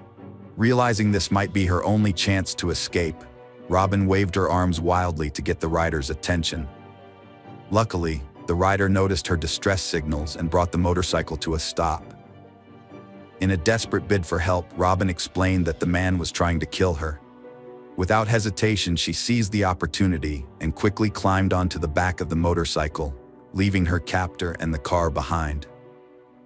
The motorcycle rider drove Robin home, where she collapsed. Robin's mother called the police and an ambulance, and Robin was rushed to the hospital for medical treatment. The motorcyclist, determined to help the authorities, led the police back to the scene of the incident. To their surprise, they found James Worley still present, waiting with his car. When questioned, James was fully cooperative and provided identification to prove who he was. However, his version of events differed significantly from initial assumptions. James strongly denied any intention of kidnapping Robin. According to his account, Robin was riding her bike erratically, swerving into the road, making it impossible for him to avoid hitting her. James claimed that after the accident, Robin became hysterical, and he restrained her with handcuffs not to harm her, but to secure her to the steering wheel of his truck while he sought help. He insisted his actions were driven by genuine concern for Robin's well-being. James Worley was arrested in 1989, for trying to abduct Robin. He was found guilty of abduction and sentenced to 6 to 10 years in the state prison in Mansfield, Ohio. Due to good behavior, he was released 3 years later. When Robin found out that James was released, she was terrified. The fear of James potentially striking again weighed heavily on her mind. With information about James Worley's criminal history in hand, the police obtained a search warrant and went to his home. When they arrived, they started searching the house, which James shared with his mother. At first, everything seemed normal. Next, they turned their attention to the large backyard, methodically searching the outdoor area. The officers then discovered a barn located in the corner of the yard, which sparked their curiosity. They approached the structure cautiously. Inside the barn, the police found stacks of hay bales. They searched the barn carefully, looking for any evidence that might connect James to Cece's disappearance. The detectives examined every nook and cranny, checking each bale of hay for hidden items or clues. As they removed the bales of hay from James Worley's barn, the detectives noticed a small green crate in the corner. They approached it cautiously and opened it, finding bags of underwear, stockings, and tube tops. Each item was neatly labeled and sealed in a plastic Ziploc bag. As the detectives searched through the items, they were shocked to see a pair of purple panties with what looked like bloodstains. This discovery filled them with a sense of dread, and they wondered what other disturbing things they might find in their search of James Worley's barn. The detectives quickly spotted a piece of plywood on the ground and recognized its potential importance. They carefully lifted the plywood, exposing a small freezer buried in the barn. When they opened the freezer, they were met with a strong, unpleasant smell, similar to bleach, which heightened their suspicions. As they continued their investigation, they found other disturbing objects hidden behind hay bales, including a stained air mattress that hinted at a dark history. The presence of zip ties, duct tape, handcuffs, and keys added to their concerns, as these items are commonly used in abductions and other criminal activities. The detectives decided to send all the items taken from the property for DNA testing. Worley attempted to explain the items as part of a porn business he claimed to be planning, but the evidence against him was too strong to ignore. The combination of the disturbing discoveries at the crime scene and the incriminating items led to James's arrest for Sierra's murder. Sierra's family was stunned to learn that her abductor was someone who lived far away from her home. This news sparked a million questions in her mind, with the most pressing one being where she was. The detectives launched a thorough investigation of James's property, meticulously searching every inch of it and leaving no stone unturned. They brought in cadaver dogs to help detect any potential remains. The detectives focused on a pond on the property, recognizing its potential significance. They carefully drained it to uncover any evidence hidden beneath the water's surface. They also inspected the insulation in the front of the attic. As the investigation progressed, they extended their search to the neighboring properties, considering the possibility that evidence might have been dispersed beyond James's property. They pursued leads in all directions, diligence and thoroughness guiding their efforts. A farmer was walking through his vast field when he received a call. As he walked, he noticed a peculiar area of corn that was matted down and decided to take a closer look. When he approached the spot, he saw a nearby mound of dirt, which immediately made him think it could be a grave. This worried him even more because of the recent search for Sierra. With this on his mind, he quickly called the police, telling them about his suspicions and giving them the exact location. Responding promptly to the farmer's distress call, the police arrived at the scene. They noticed a fresh pile of dirt, which fueled their suspicion that it could be a grave. Taking the situation seriously, they began processing the area carefully to avoid disturbing any potential evidence. The officers examined every inch of the scene, hoping to find clues about Sierra's whereabouts. However, despite their thorough efforts, their search yielded no results. The detectives then searched the adjoining farms for Sierra, using drones and helicopters to cover a larger area and increase their chances of locating her. During their search, they found another mound of dirt with freshly matted corn. Their trained dogs detected the scent of decomposition, suggesting a potential crime scene. As the crime scene investigators dug, they made a grim discovery. They found human remains. Based on the evidence, it was believed to be Sierra's body. Tragically, her hands were bound behind her back, and her feet were tied to the handcuffs. Further examination revealed that an object was lodged in her mouth, restricting her airway, which ultimately led to her death. Later that night, the Sierra family received a devastating call they had been fearing. The police had found Sierra's lifeless body. The news was met with an overwhelming outpouring of grief as the entire family broke down in tears. The sorrow felt by each family member was palpable, and the weight of the moment was crushing. A month after Sierra's tragic abduction and murder, James Worley was charged with 19 counts, including kidnapping and aggravated murder. 2 years later, Worley's trial began.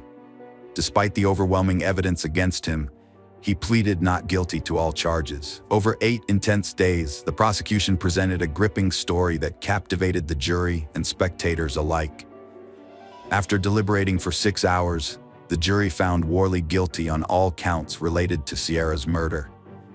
The severity of the crime led to Worley being sentenced to death. Hello friends, welcome to our channel.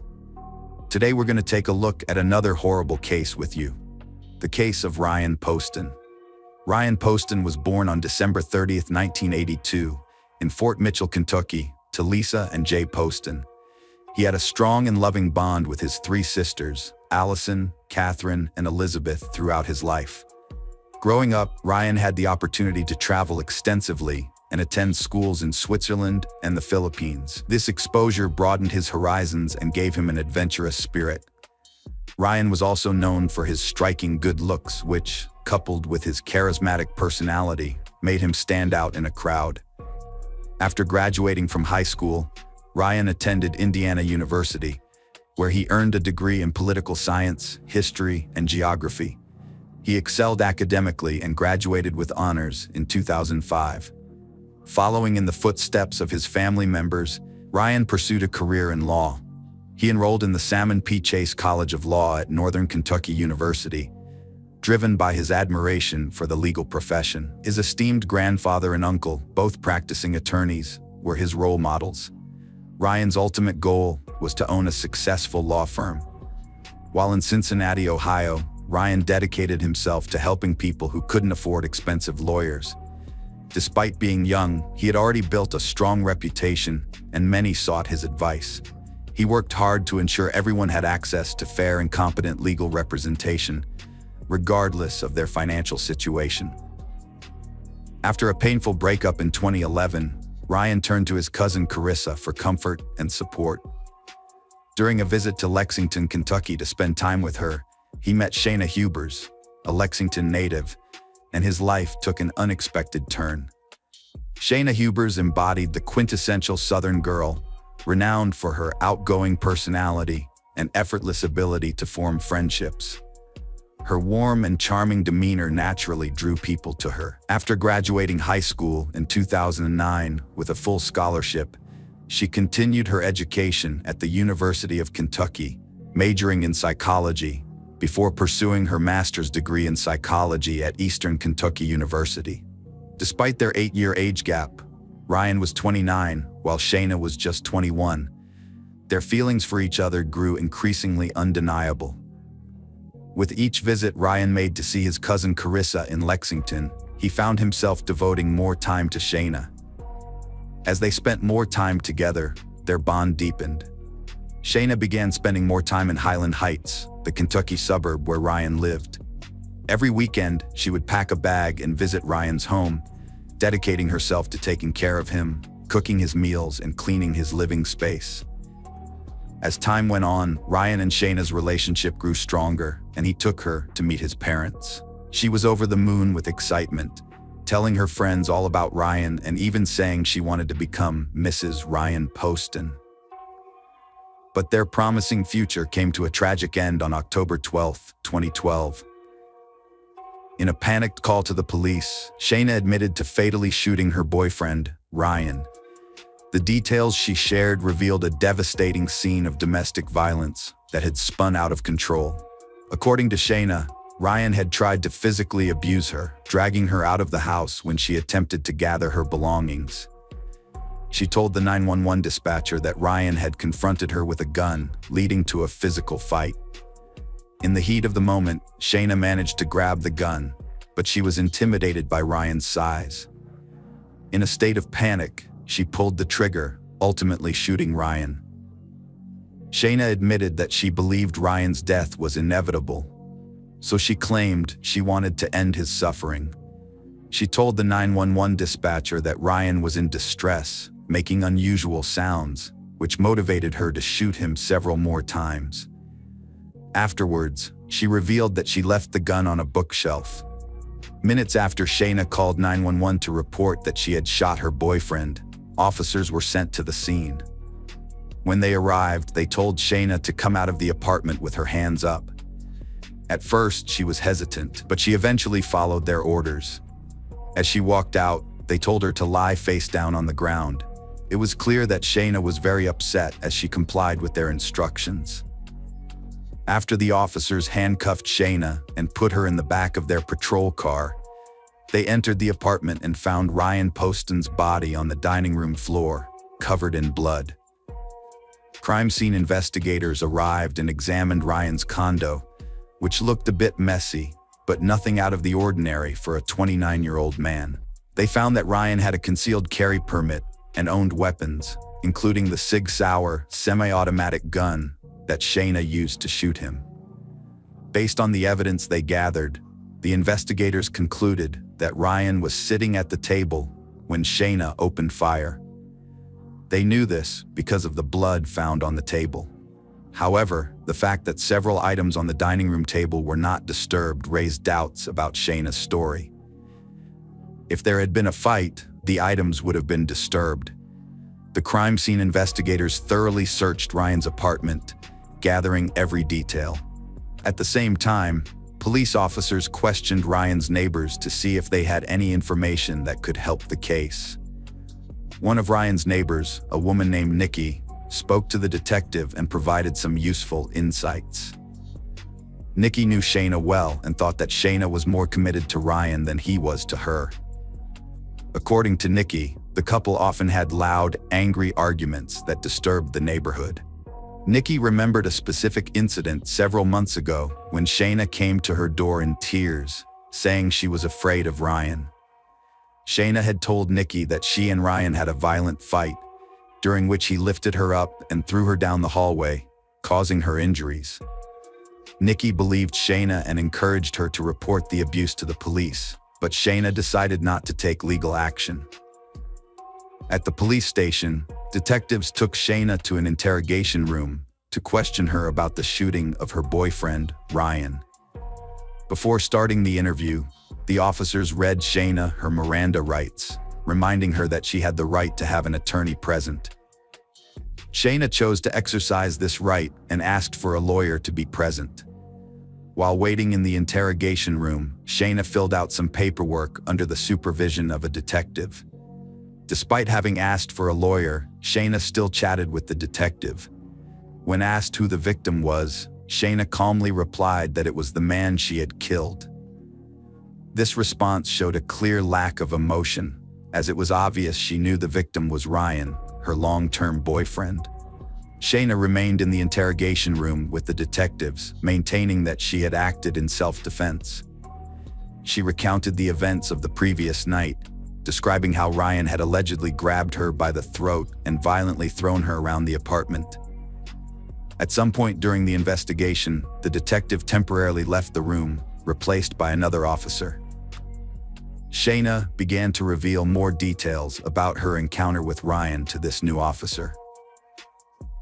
She alleged that Ryan had been extremely aggressive prior to the shooting, hurling insults at her, calling her crazy, and taunting her while brandishing a gun. Shayna believed that Ryan's behavior that night was fueled by drug use, which contributed to his violent outbursts. Throughout the interview, Shayna consistently stuck to her version of the events that culminated in the shooting. She claimed that Ryan was sitting at the dining room table, handling ammunition for his Sig Sauer pistol, when she noticed him staring aggressively at her from across the table. At that moment, she became aware of his intentions and realized he was trying to evict her from his condo. Shayna confessed to picking up the gun and firing it in the midst of the chaos, hitting Ryan with a single bullet.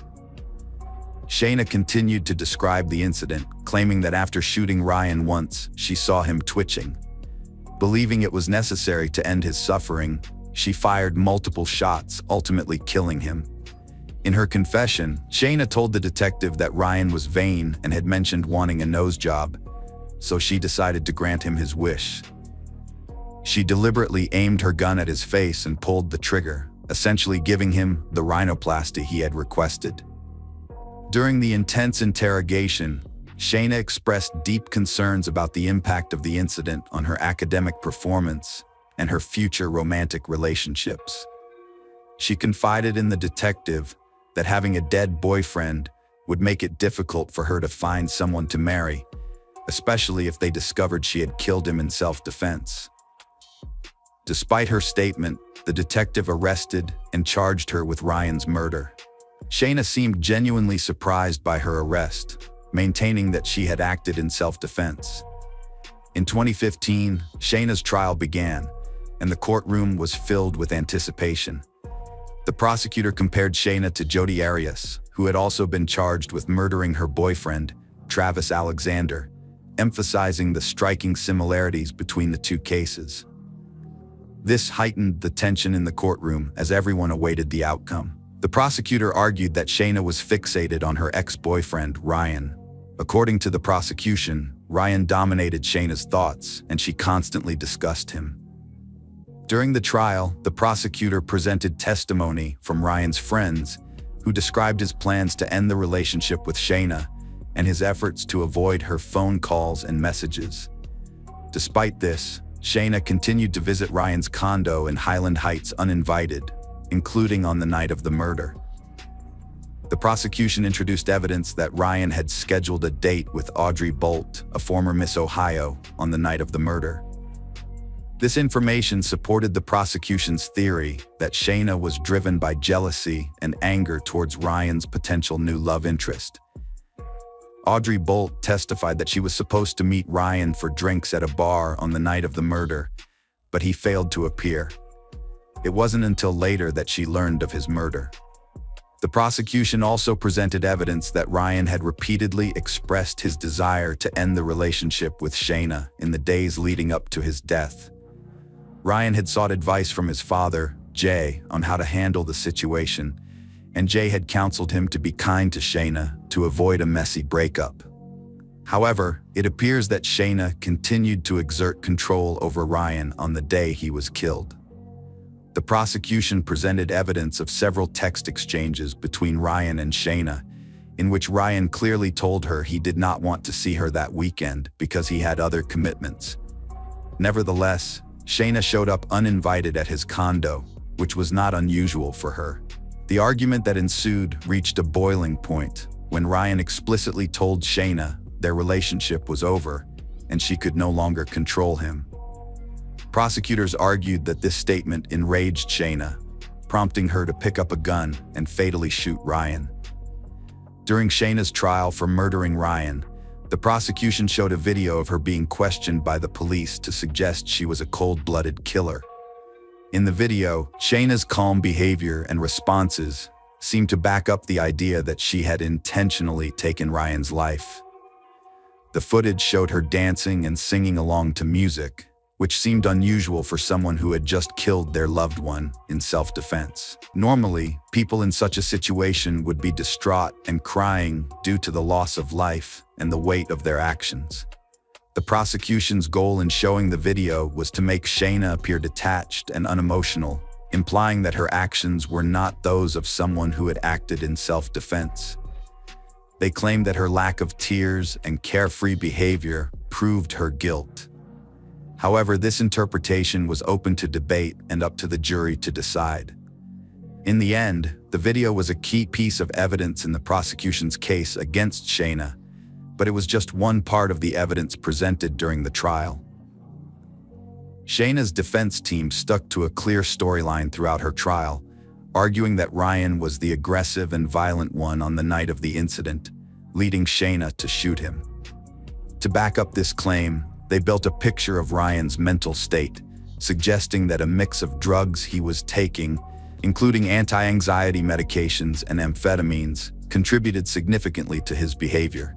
The defense team presented the jury with autopsy results showing the presence of these drugs in Ryan's system, strengthening their argument that the drugs influenced his actions. An expert toxicologist testified for Shayna, stating that a combination of drugs like anti-anxiety medications and amphetamines could cause someone to become violent and paranoid. This testimony aimed to provide a reasonable explanation for Shayna's actions, implying that she may not have intended to harm Ryan. During Shayna's trial in April 2015, the prosecution grew increasingly worried that she might be acquitted due to being a smart, young, and attractive woman, and that her self-defense claim might persuade the jury. However, on April 23rd, the jury delivered a guilty verdict, convicting Shayna of murdering her boyfriend, Ryan Poston. At the August 2015 sentencing hearing, Shayna persisted in shifting the blame for Ryan's death onto him, which infuriated his friends and family. Despite the overwhelming evidence presented during the trial, Shayna stuck to her claim of innocence and refused to acknowledge her role in the events. Under Kentucky law, a defendant who is deemed a victim of domestic violence can be eligible for early parole after serving just 20% of their sentence. However, the judge in this case ruled that Shayna did not meet the criteria, characterizing her crime as a premeditated murder. As a result, the judge handed down a 40-year prison sentence, making Shayna eligible for parole in 17 years, when she will be 41 years old in 2032. Shayna Hubers was sentenced, but she appealed for a new trial, which was granted by a judge in August 2016.